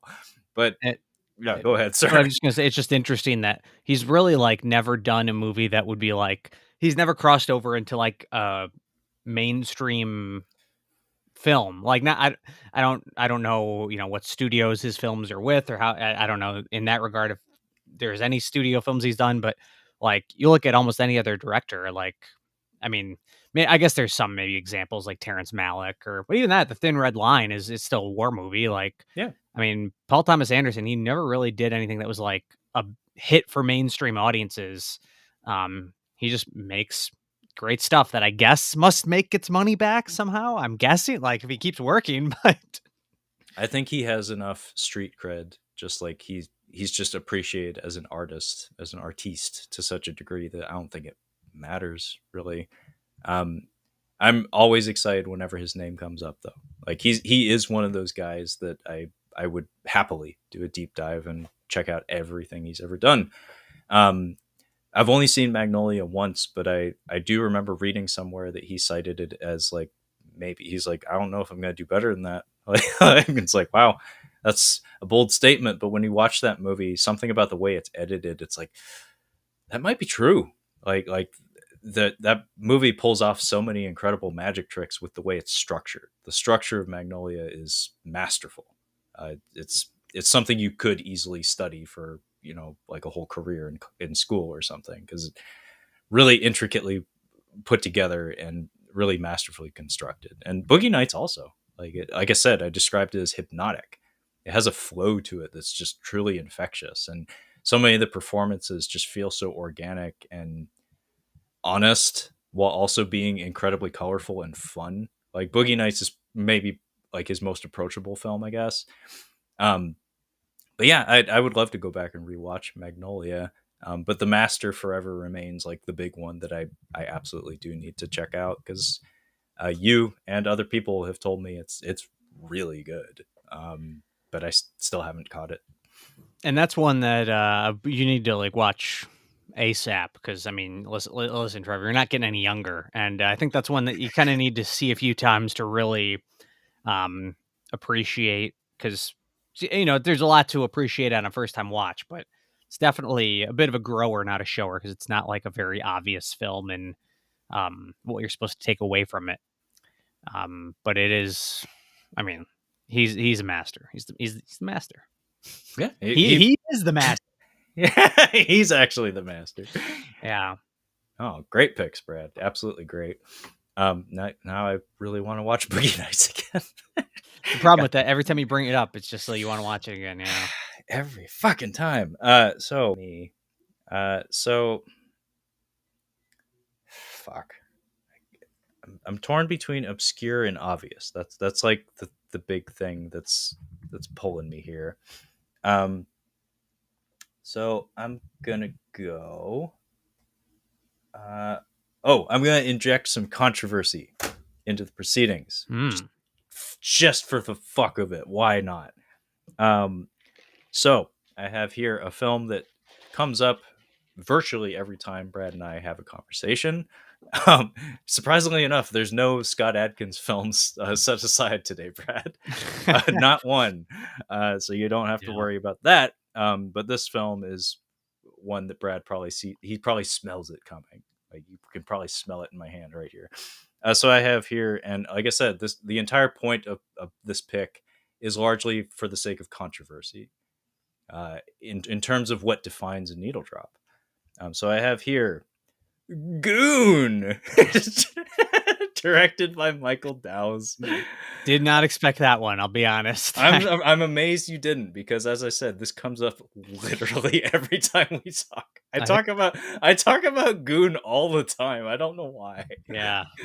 I really love Goon, and it's you know why I love Goon, Brad. It's like, one, it's so goddamn Canadian and in the most charming of ways. It it's a sports drama. It's a comedy. It's a sports drama about a sport I'm not particularly invested in, but it secretly just turns into a boxing movie, which I am invested in. So it kind of like works on that level. But this was a case where within the first like 10 minutes of the movie, I had a moment where I was like, yeah, I'm on board for this. This movie is it's gonna be okay. Because I wasn't sure. And then that bit where he yells in that man's face and he's in slow motion. Slow motion is key to comedy oftentimes. I don't care who you are. If you slow somebody down and they go, blah, blah, blah, it's always funny. It's always funny. And especially when it's Sean William Scott shouting in somebody's face, "My brother's gay," and then he headbutts him, and his helmet, and the man's helmet explodes again in slow motion. I was like, "Yeah, that'll work." um, so the needle drop in question, and this is where the controversy comes in, is not. I I don't think you could call it a licensed song because it's a piece from an opera. Which I have to assume doesn't work the same way like a rock song on the radio would Hmm. work in terms of Yeah. licensure. So I'm guessing Game Master Brad is going to say, "You're done." Is that correct? I don't know. I think I would allow it because it's previously. I'm sure they didn't record it specifically for this film. I'm sure they didn't get like a No, no, no, no, Yeah. no. I think I'd allow it. I'm sure it was a pre-existing recording of a song that existed before. I think it fits. I think it's fine. Okay, in the words of the immortal Mills Lane, all out. I think it's less controversial than the Aimee Mann drop I just did with Magnolia. Okay, To be well, honest. I mean, I am a straight shooter, Brad. Controversy is drumming up controversy, ruffling feathers is not my game. So I'm glad that I failed in my task. But the opera in question, it's a very very famous aria. It's Puccini from Turandot, or that's actually a controversial point in and of itself. Is it Turandot or Turandot? Because I think it's controversial, like the language of origin for the opera itself, where it's like, is it an Italian? Is it the Italian pronunciation of the word or the French one? Because it would be there, you would either say the T or you wouldn't. Anyway, Turandot, Turandot, Nessun Dorma is the name of the aria. It's probably the most famous from that opera. And it is incorporated into, I believe, the very beginning and the ending of this film. And it works. Like it works really, really well. Where it's like you get that lovely juxtaposition of the truly dumb visuals married to like some of the classiest shit your ears will ever experience in the form of a fucking Puccini opera. Mhm. And it works really well because it plays over the whole conclusion of the film after the dust has settled over the big fight at the end, and our main character Doug Glatt is being carried off into the locker room, and I think it carries off. I think it carries on all the way to the end credits of the movie, where I think the last sentence uttered in the film is "I think I got him," and that like snaps to black or something. I've seen this movie a few times, obviously, but I believe it also opens the film. Just a couple of bars from the instrumental portion of it, I think, also opens the film. So it serves as kind of like a foundational theme, but not really. It's just inserted into the film. It is a proper needle drop where it announces its arrival at exactly the right time to be most satisfying in the film. In the film, Yeah, no, I would allow that. Again, I haven't seen the film in a long time, but that's a good pick. And actually, I'm not trained enough in classical music to pull this reference out of my ass, but I watched Inception today, mm-hmm. and whatever opera song plays as their cue for the kick, I was thinking, I was like, I mean, it's a pretty good needle drop. Pretty Yeah. good needle. I don't know what it is, but I was considering. I didn't grab it, but I considered it. Fun fact about that. I'm not sure if you knew this, but I remember reading. Hopefully, I'm right on this. I could be misquoting this, but I seem to remember reading that Hans Zimmer, when he was composing the score for the movie, took that piece of classical music and stretched the notes to act as Mm. the score for many portions of that like middle portion of the film, kind of. Hmm. So you're actually hearing the same piece of music that's been playing throughout the whole film, but its meter has been stretched to the point of being unrecognizable. He's mad genius, that man is. Movie's amazing. Only seen it once. Only seen it once. Yeah, Yeah, I have seen it at least 7 times, at once least. in Fortnite. Once in Fortnite, 4 times in theaters. Um, so probably more than 7, but it's at least 7. Jesus. Um, I just wanna, this is off topic, but while we're doing Tales from the Shelf, I just gotta say, I just realized this. I don't know how this happened. My Magnolia Blu-ray is the Canadian version. What? It's Canadian. Look at. Oh yeah, yeah. That's not our rating And I symbol. just looked it up on Blu-ray.com, and there is a Canadian Blu-ray. I think it's the same disc because the special features are all the same release date as the US version, but Canadian. And then I was looking on the back of my Boogie Nights one, and it's not Canadian, but I've got a sticker on it that has the Eh, Canadian rating. so all your PTA movies are Canuck versions? I don't know where I got What the these. fuck? I d I do live close to Canada, but, like, I don't think I think I just bought them online. I don't know. Or maybe you went to like an FYE or like a local store and they like got some merchandise that fell off a truck from Canada. It could be, I don't know. I mean, the one thing that's interesting is that, this a lot of Canadian releases have French on them as well because they have 2 official, this has no French on it. Yeah, So, I have one. I have one. yeah. Yeah, my debt collectors. I promised no Scott Adkins. I lied. It obviously it has the French script on it there as well. Yeah. So, anyway, I just noticed that. I was like, "Wow, have I've owned this for how long? Had no idea." Well, okay, Brad. Well, do you want to do one more pick, or are you about tapped out for the evening? I could probably do. I can do one more pick. Yeah, let's do one more. All right. Well, balls to you, sir. What is your next pick? Well, let's go with. I don't know. Let's go with. Let's go with this one. I guess I don't know. Great soundtrack. Tough to choose just one needle drop in this one, and they're all kind of like, all the needle drops are good, so it's like hard to pick a favorite. But I'm going with Dazed and Confused, which, it's kind of crazy to think, like, there's so many needle drops of recognize, like, this is one instance where I think it actually works to break the rules, and that it's a movie about kids in high school from a certain time period, so it's actually the use of popular rock music from that era actually fits really well. But it's good picks that fit the scenes that they're in. But just thinking like how much they must have spent on the licensed music for this movie is kind of crazy to think about, especially because like I think it's like Linklater's like second or third movie. Like he was, not a huge deal. But I think my favorite song choice in the movie, and I am a sucker for a good song choice at the end of a movie. I love the use of "Slow Ride" by Foghat at the end, and the shot of just the open road ahead of them. I mean, maybe it's a little on the nose, but I think it just really fits. Sweet Emotion to kick off the movie is another good one. But yeah, I'd definitely not that I'm a huge fan of the song "Slow Ride" or big Foghat fan, but anytime I hear that song, it does make me think of Dazed and Confused. So Yeah, the Sweet Emotion opening is known to me, even though I haven't actually seen the film. Just tells you how famous that needle drop is in that mhm, film.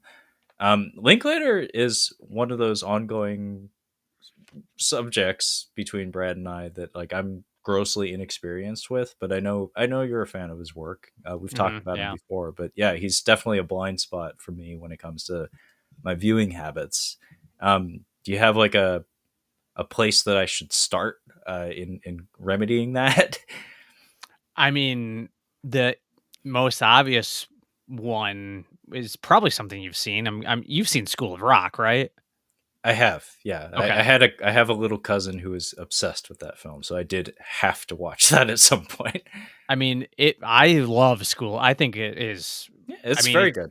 Yeah, it's easily his most accessible movie, but it is like for a mainstream studio comedy, it is awesome. yeah. Outside of that, I would probably say Dazed and Confused would Okay, be the next one to get to. okay, That one definitely you get a real sense of his style, and it's very accessible and watchable.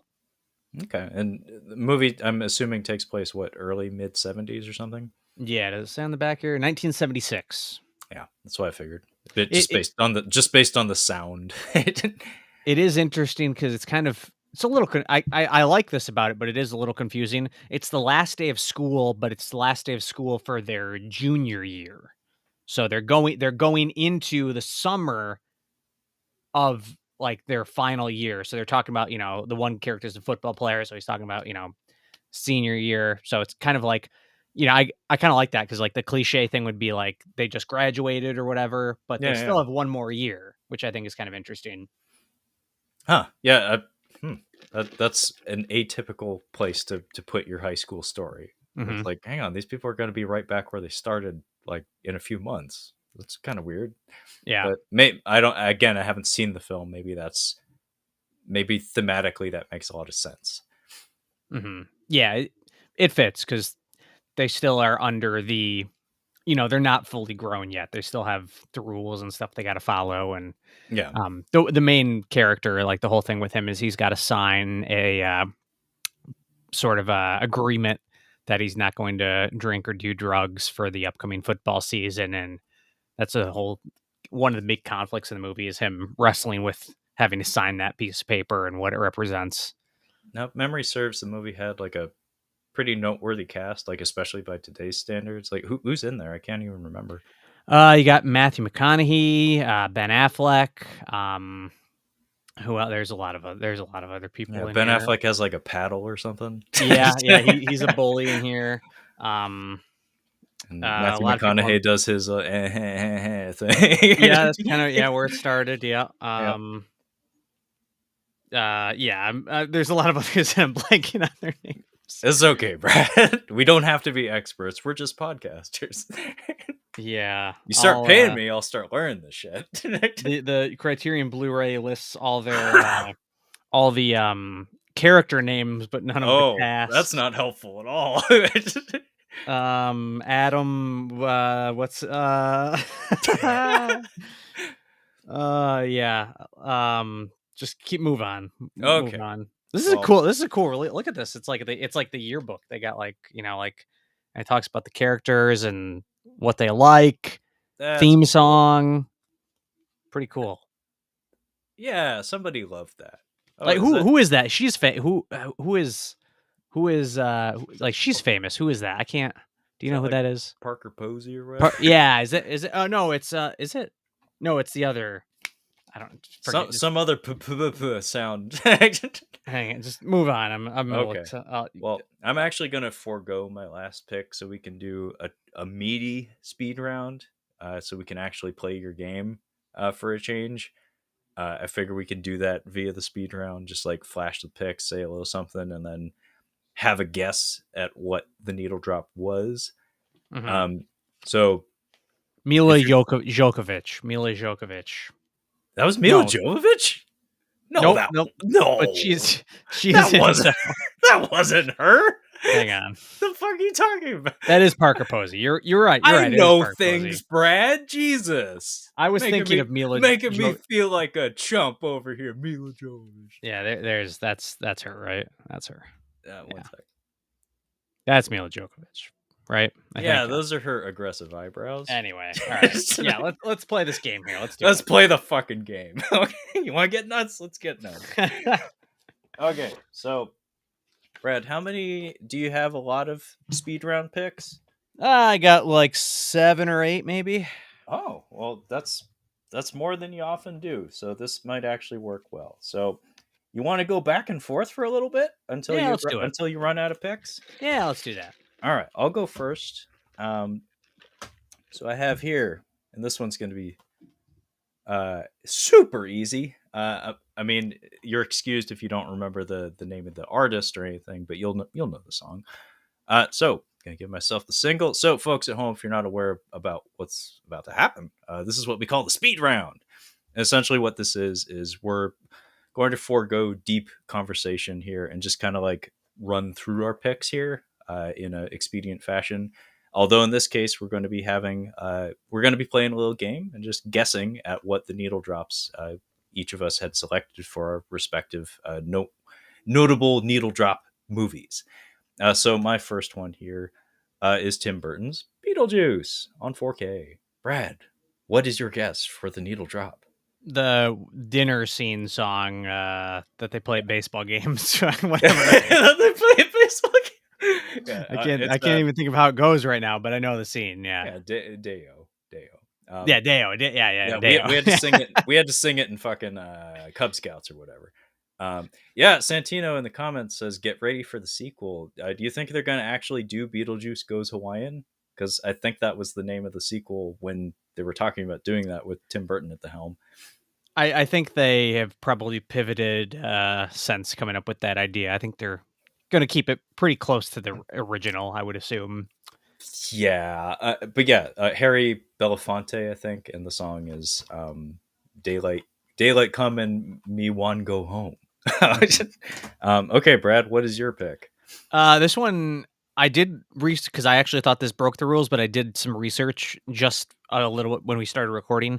It does not break the rules, even though I thought these were made for the movie. The Graduate, Criterion of The Graduate. Sorry, Brad, haven't seen it. Can't make a good guess, but you can share what was your needle drop for that one. Well, there's two because Simon and Garfunkel do all the songs, at least most of them. Oh, I like Sound of them. Silence is Ooh. one that is pretty well known. I like Mrs. Robinson, though, I think, which I believe plays when he's trying to get to the church, which I think is pretty. And I looked it up because it says I looked up on their Wikipedia page that Mrs. Robinson was recorded. It said it was recorded before the movie, but not. I'm questioning that because the character in the movie is named Mrs. Robinson. So I don't know. Anyway,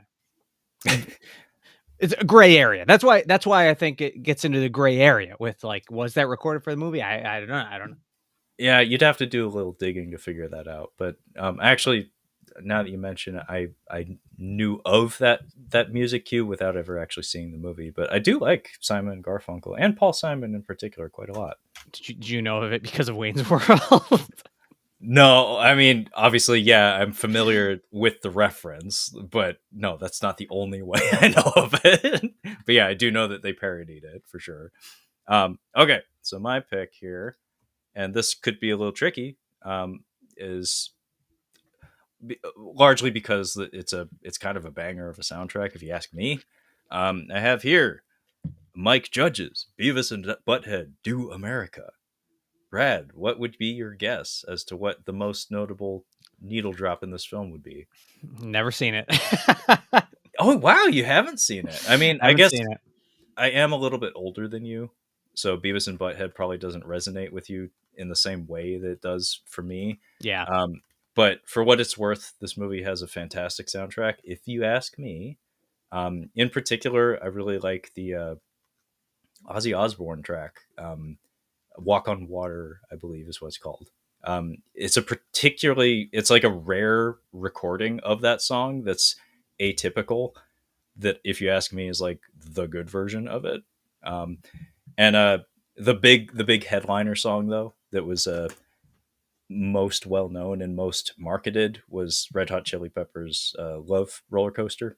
Mm. That was the song that they marketed the movie with, and it's I used did really know that well. from there. I should have pretended I'd seen it and guessed that. That's what I should have. Yeah, that's like the most famous one. But personally, I think I like the Ozzy Osbourne track. Like I really like the way it's incorporated, and uh, also there's a White Zombie track in there as well. It's like Rat Finks and something something girls that has a whole music video dedicated to it that works really well in the film. But really good soundtrack in general. But what's your next pick, sir? You did an episode on that. Was it with your brother? I want to say, or No, I did that with Richie from the Super Media Bros podcast. oh, okay, We did a twofer. We did that and Dude, Where's My Car? So that's right. two idiots on the hunt for something stupid. In their case, a car. In Beavis and Butthead's case, their TV. Yeah, It yeah. it just it worked. Like it was just beautiful. Well, my next pick, which I think I'm pretty sure we've talked about, you've seen, the Cable Guy. The Cable Guy. Oh, what is it gonna be? I mean, Somebody to Love, You perhaps. got it. You got it. Karaoke scene. Yeah, I love the Cable Guy so much. It's I really amazing. love that movie. I really do. Like so many memorable lines and so many memorable moments. Just anytime I'm in a position to slide down something penguin style, like Jim Carrey at the end of that movie, I am tempted to. Uh, Anytime I'm introduced to somebody named Steven, Brad, yeah. I have Steven. I have to fight the temptation to not call him Steven. Mhm. Steven. I love the Yeah. Cable Guy. One of Come my on. favorite comedies. Yeah. Great scene. I'm due for a rewatch. I don't think the girlfriend's seen it either, so that's gonna happen. Okay, another one that has a ton of killer songs on the soundtrack. This is a two movie collection, but I'm specifically talking about the first film in the duology, Top Gun, 1986, Tony Scott. Uh, One of the most important soundtracks for a film in my life. My mom had an audio cassette. I am that old, Brad, of the soundtrack for this film, for the first Top Gun, and she would do like rowing in the basement to exercise, and she would play the soundtrack to the movie, and I would like hear it from upstairs and stuff. And whenever I could, me and my brother would steal that audio cassette and like listen to it. And then she'd get mad because she'd be like, I need that. Like, I need that for times when you guys aren't around. Mhm. So, yeah, for me, Top Gun was a very, very special movie in a variety of ways. And in particular, the soundtrack resonated with me quite a lot. But, Brad, if you were to guess what song specifically, like what needle drop specifically, I selected this movie for, what would you go with? I mean, maybe you're gonna try and pull a fast one on me, but I think I gotta go with the most obvious, Danger Zone. That is the most obvious, and that is like points to you. You basically got it. But personally, my favorite song and its usage in the film is both instrumental. It's both instrumental and the song itself is a Cheap Trick, "Mighty Wings." Mm. That's my favorite. When does Um, that play? I'm trying to remember.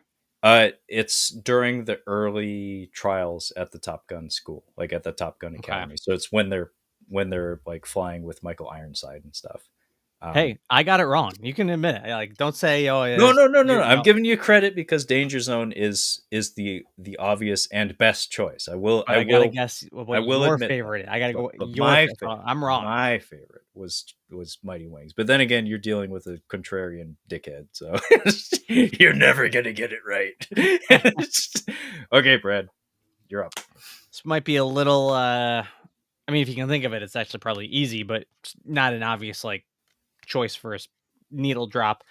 Zodiac. Zodiac. Oh fuck. I don't even remember if there's more needle drops on the soundtrack than the one I'm thinking of, to be honest. But I feel really bad because I talk about Zodiac all the time. I've only seen it like maybe twice, probably more close to 1.5 times. But I have often pointed to that film as being like a parallel to Boogie Nights in how hypnotic it is to watch. It's like if oh it's yeah, on, it's like I guess I gotta sit down. I guess the next 3 hours of my life are just going to Zodiac because it's just mm-hmm. that damn entrancing. It's a damn good film. But for the life of me, I can't remember any of the goddamn music. Like It's none of it. only at the Ah, very end. okay, okay. Hurdy Gurdy Man by Donovan, I believe, Oh yeah, yeah. It which came back just to me. the vibe of it, the lyrics just fit so well, and that song being what plays over the end credits as you leave the movie. I think it's a great choice, inspired choice. It really is like it's totally out of left field, but it has that like meandering, Mm-hmm. almost unintelligible quality to it. That's like if you've seen the movie, that's what this story is. Mm-hmm. It's like Yep. it's just stumbling along, groping in the darkness. God, Boogie Nights, Zodiac, doing them both tonight. Okay, I'm gonna have to keep picking stuff that you actually know because I have a lot of obscure shit. Keep this game shit up. Okay, this one might be for Santino also, but this is also like impossibly easy. uh, excuse the triple feature because I know this is gonna make you puke in your lap, but Mortal Kombat. I mean, just the Mortal Kombat theme, right? Yes. Okay. Yeah, it's by I believe the Mortals, and Yeah. it's called Technotronic or something. I think. Um, yeah, the Mortal Kombat theme. It's the opening of the movie when the New Line logo is still coming up. Just that guy screaming at you, Mortal Kombat. Like It's a great pick. it's one of the best, and It is a it's also banger. utilized a couple more times in the film. Santino gets it; he's on board. He's probably hyped for Mortal Kombat 1, which is currently in the middle of a marketing campaign deliberately designed to mirror that of the 90s marketing campaign. They have Dave Bautista, Brad, in a wig, standing on a car yelling, Mortal Kombat! They're doing it right when it comes to Yeah. marketing their Mortal Kombat. But um, yeah, Mortal Kombat theme's great. They use it multiple times in the film. It never gets old. I could listen to it every day in my life. I have listened to it basically every day in my life. Song is the only good thing about that movie. Hey, Um, hey, hey, you shut your damn mouth. Stream over. Let's not say things we can't take back. it is a good song. Okay, you're up, Brad. Since you did an obvious one, I'll do another obvious one. No 4K of this. I don't own the 4K, but American Psycho. Man after my own heart. Hip to be square. Boom. Yeah. Yeah. Huey Lewis in the news. This was lifetime own. Yep. I No agree. other movie can ever use Hip to Be Square again. Ever. It, Yep. it's one of those instances where you're done. You can never use it. Sorry. Yeah, I had an embarrassing moment with a girlfriend like about a month ago. She had never heard Hip to be square. I was like, you've never heard Hip to be square? Like, excuse me? Baking powder? But yeah, I agree. It's like they are wrapped up and connected. Yeah. Batman Yeah. finally kills the Joker. Never thought about that, but Yeah, yeah. folks at home, commenter Santino, friend of the Cinema Speak podcast, and comic book expert, resident comic book expert. He just threw out in the comment section here, Batman finally kills the Joker. And if you're not aware, Christian Bale obviously played Batman in the Christopher Nolan era of the character's history on film. And then Jared Leto regrettably played the Joker in the David Ayer Suicide Squad film. So yes, Hey Paul also doubles as Hey Joker. Yep. Set this one aside for our best sex scenes episode as well. Oh, yeah, he's flex fucking. he's pose fucking. Yeah. With a video camera, no less. That's another weird one. I'm trying to get the girlfriend to watch. maybe that's not gonna happen. Okay, so obvious one. You know what? I'm just gonna skip that one. I had the Rocky movies, but there's just too many. There's just too many. I'm not even gonna hold that up to the camera.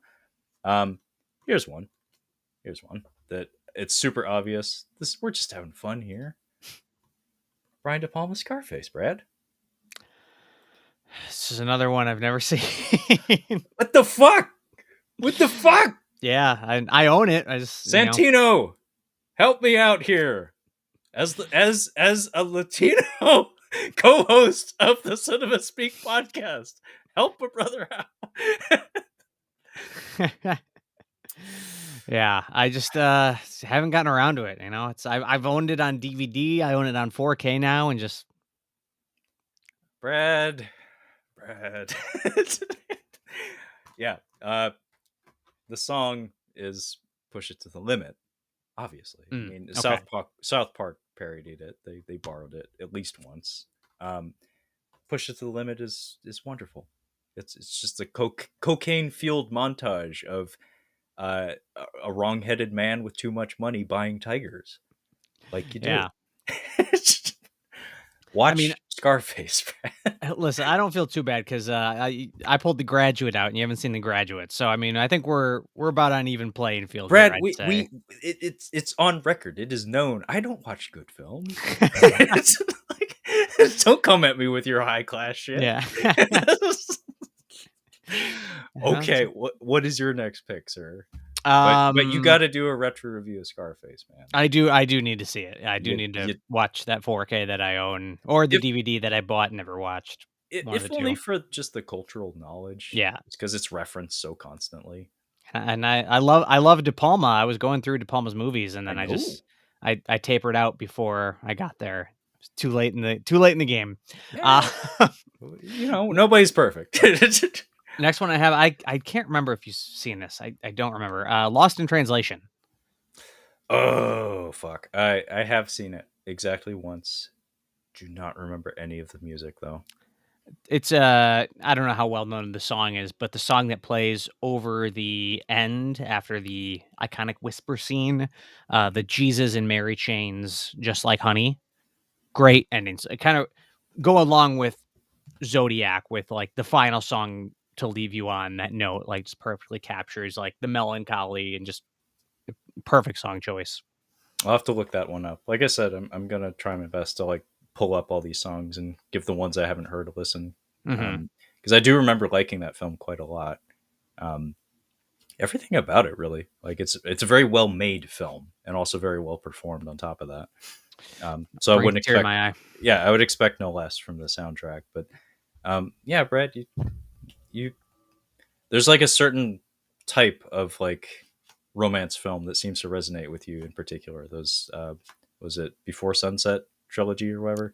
Yeah, it's like the like not lost, but fleeting connections. Yeah. I get it. I get it. I feel the same way. Like those connections are special. Like there's they hit hard, man.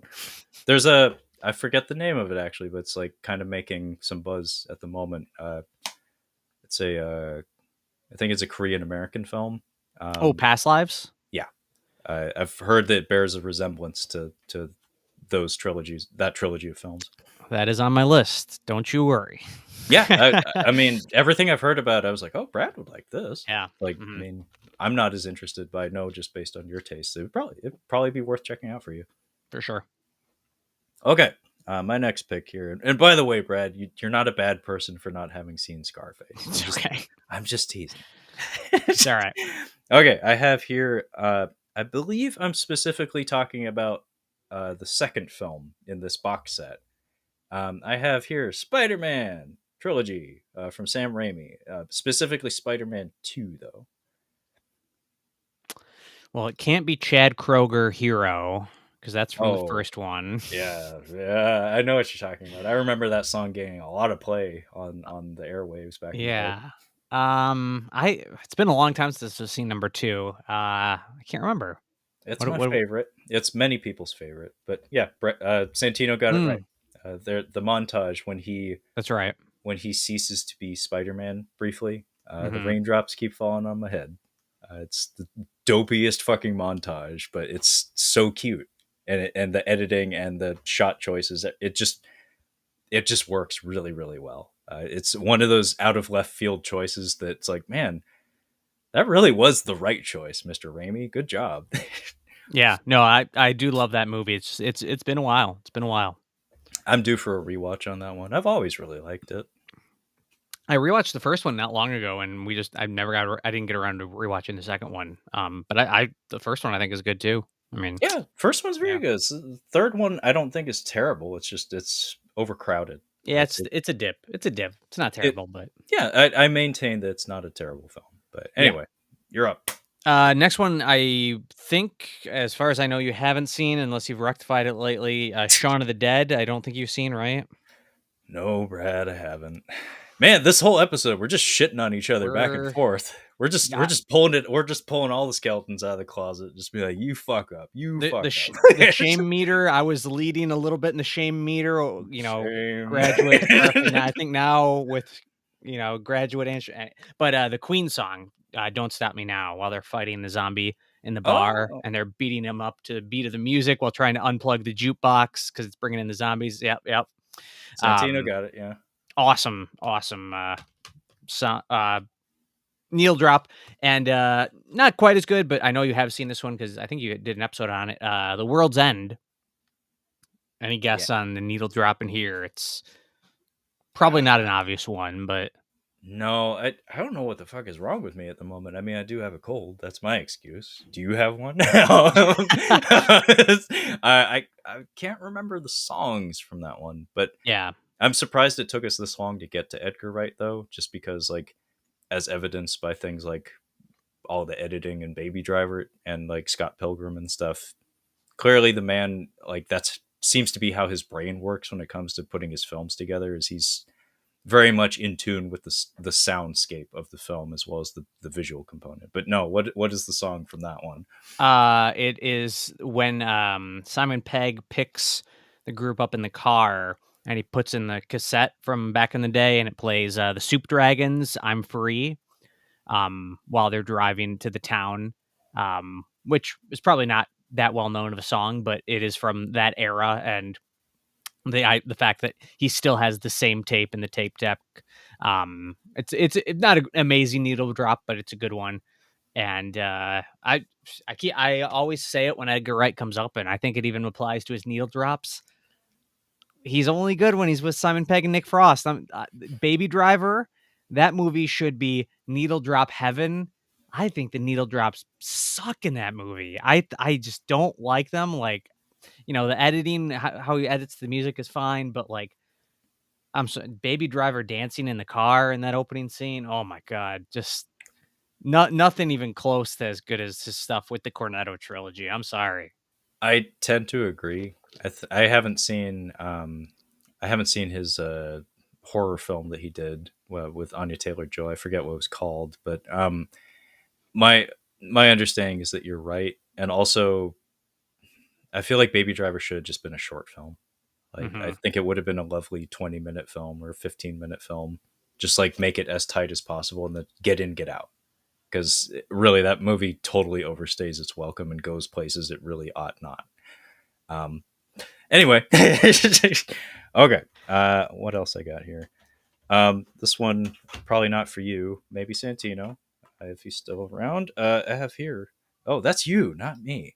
I have here Bloodsport.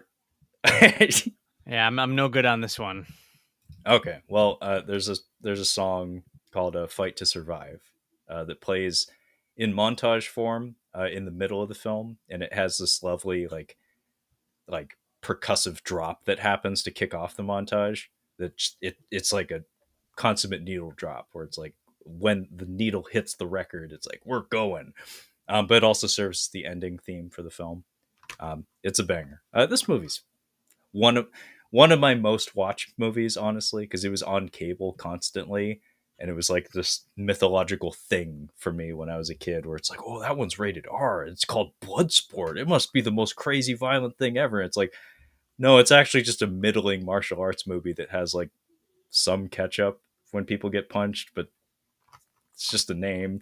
But I've seen it so many goddamn times, and I have actually subjected the girlfriend to that one. I don't know how I managed that, but it happened. Maybe it's because Van Damme shows his butt in it. Anyway, Brad, do you have any other picks? I got two more. I'll do them both here. All right. So I've got maybe the ultimate in needle drops in to an embarrassment degree, which is a movie that I haven't watched in forever because I'm scared to. I have Garden State, which the soundtrack to this movie was a big deal. Like, this was a big soundtrack. And I do think the soundtrack is good.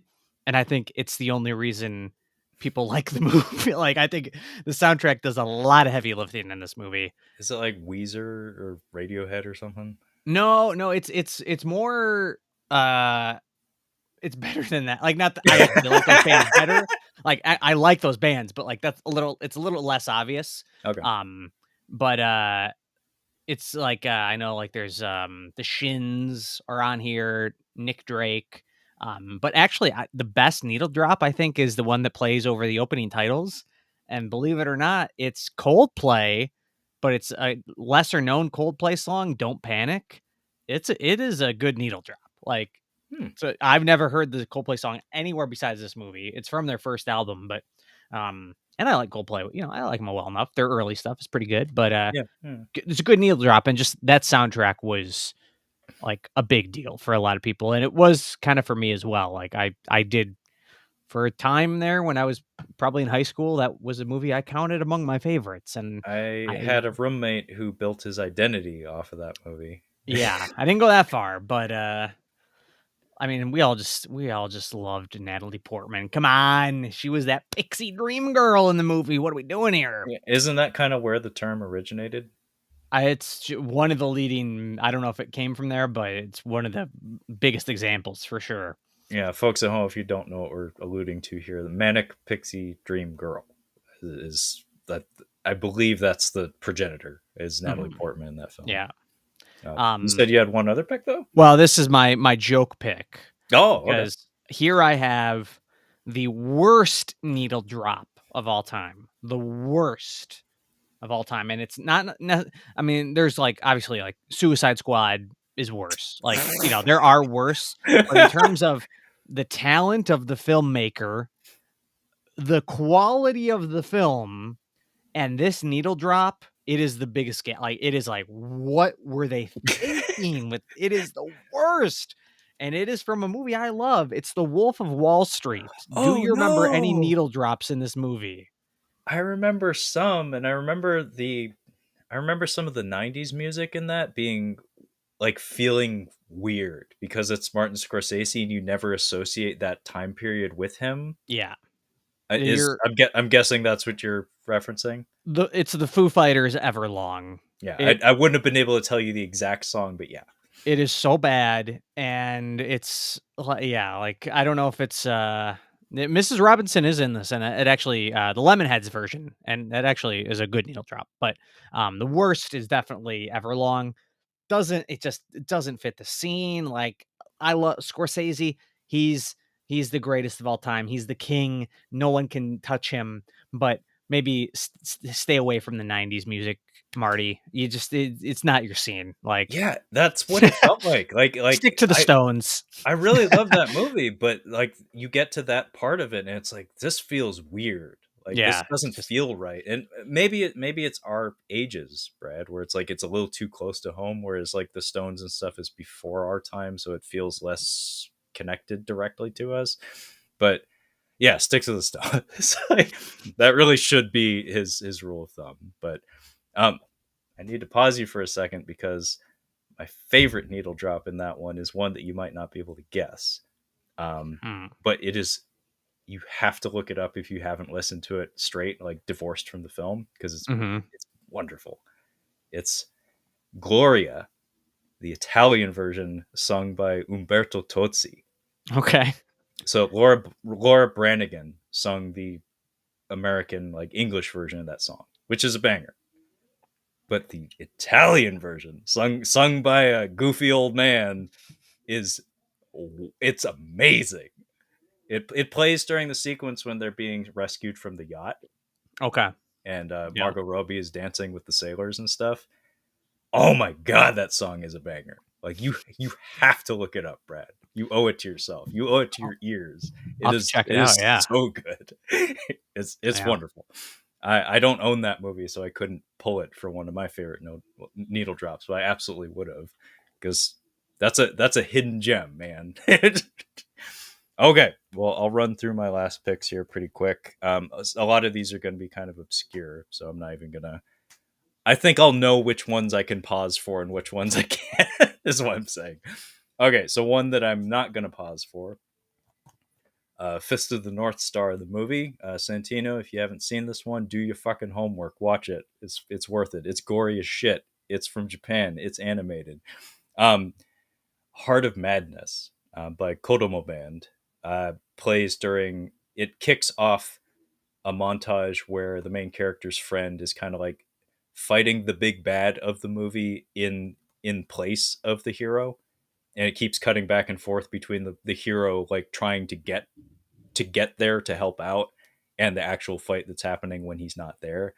And it's a really cool like heavy metal ballad. Like it's very downbeat, but it has that heavy metal vibe to it. This came out in like '86, I think.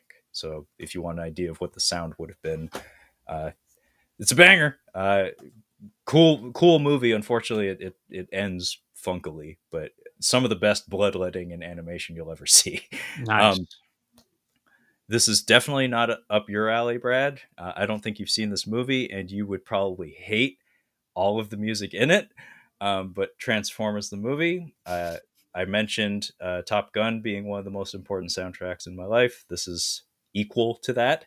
Also, one of the most important soundtracks in my life. Packed to the brim with arena rock hair metal, and I know, folks, you need to see Brad's face. Yeah. Yeah. It's okay. You don't have to pretend that you can tolerate that. Like it's okay. You can vomit on camera. We all Yeah. know. Not a genre I love for sure. Yeah, I know. But The Touch by Stan Bush. Oh, Connections, Revolutions, Brad. Boogie Nights, right? Yeah, Yeah. yeah. Same song Hmm. by Stan Bush. Mark Wahlberg sings it in Boogie Nights, and that is one of the funniest fucking things in that movie. But Stan Bush sings it in Transformers, and it kind of serves as basically the theme of the movie. It pops up when Optimus Prime makes his big entrance in the big battle in the beginning. It pops up again when Judd Nelson as Hot Rod becomes Rodimus Prime. Uh, It's the touch, it's great. It's referenced to this day. Um, Back to things that Brad maybe gives a fuck about. Killing your childhood within the first 15 minutes. Correct, Santino. Thank you for helping me relive my childhood trauma. Yeah, that was traumatic as all hell watching Optimus Prime go eat shit. uh, Uncut Gems by the Safdie brothers. Brad, could you tell me what needle drop specifically I selected this film for? This You very good. know, yeah, I love the movie. I can't think of any needle drops in it though. Well, folks at home, trivia factoid, and for Santino, I guess this is probably the first collaboration we ever did, It Brad. was, yeah, yep. Yeah, Brad invited me on his show to review this film, so I ran out to the theater with the girlfriend to go see this. It was great. It's still great. I got the 4K for Christmas from my brother. Rewatched it not too long ago. It's great. The needle drop though is Billy Joel, the Stranger, Mm. and it kind of like it's. I wish it hung around. Like I wish it was a whole scene, but it's just like a little bit of it. But just like the opening chords of it are just so fucking gnarly and fantastic that I'm so glad it's there. I just wish it hung around a little longer because it just plays during a part where he's like driving downtown or something. But Mhm. then it's gone before the song can really get anywhere. Okay. But it inspired me to like look up the song and listen to it in its entirety, and it's a Yeah. damn good song. I have The Last Dragon, starring Mac. Brad, have you ever seen this one? No, I feel like it's come up before though. The cover looks familiar. So this was produced by Motown Records. Mhm. Barry Gordy, a famous producer's name, is on the title of the movie. Barry Gordy's The Last Dragon. So there's a lot of Motown Records songs in this movie from the 80s. DeBarge, I think, gets like the big glamorous song that gets like a whole ass fucking music video in the film. Vanity's also in here as well. She was like one of Prince's backup singers who went on to have a career of her own. Um, DeBarge, I think the song was "Rhythm of the Night," which was a big deal song. Like they promoted the movie with it. But the needle drop in question is the titular Last Dragon. I don't know who does it, but there is. I feel like every movie should have a self-titled theme song. Like it just should be a requirement. If you're gonna make a film, it needs to have a theme song, usually one that plays over the credits or closes the film or something. When the Last Dragon song kicks in, it kicks in during the big fight at the end, and it's just like, yeah, you're doing it right. Congratulations, you made a fucking film. Um, I have an obscure one, City of Violence. I've talked about this movie many times on the podcast. This is from director Ryu Sung Won. It's a Korean film. Uh, One of the most important Korean films I've seen. Like this movie kind of defined my personal like aesthetic in like my taste in films at that point in my life. This was when I was in college that I saw this film. There is a flashback sequence in the film that has a pop song called "Eternal Friend" by I guess she was a pop star from Korea. Her name is Nami, and it's wonderful. Like it feels like Stand by Me or something, but it's just this flashback sequence where you get to see all the characters who are represented as adults in the film as teenagers get into this fucking brawl in a river with like an entire high school basically, and it just has this like joyful poppy sound to it that just has this beautiful juxtaposition where it's just like chaos and violence, but you can tell like everybody's having fun beating the fuck out of each other, and it has these freeze frames that happen during it, and as soon as the song comes in, it's just like it announces itself, and like I immediately had to look it up, and it frustrates me to no end, Brad, because at the time I couldn't fucking find it.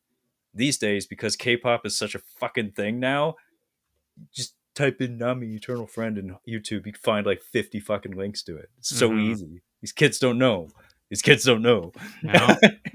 That movie, just worth noting that I don't know when it was brought up in the past in our conversations, but, it's in my watch list on Letterboxd. Really? Yeah, I wonder you why. sold me on it last time. I obviously haven't watched it, but you sold me. It's there. It's in there. Highly recommended. I really like that movie. Like it held up to a rewatch. I stayed away from it for a really long time because I was afraid that like maybe I hyped it up in my mind too much or something. But then when I rewatched it, I was like, holy shit! Like this is a good ass film. Yeah. So yeah, highly recommended. Highly recommended. When you recommend something, I put it in my watch list. I don't watch it, but I put it in the watch list at least. I press a button, God damn it! Mhm. That's more than you get from these other jackasses Yeah. online. Okay, well, I have others, but I think I've spoken enough, so I'll call it good there.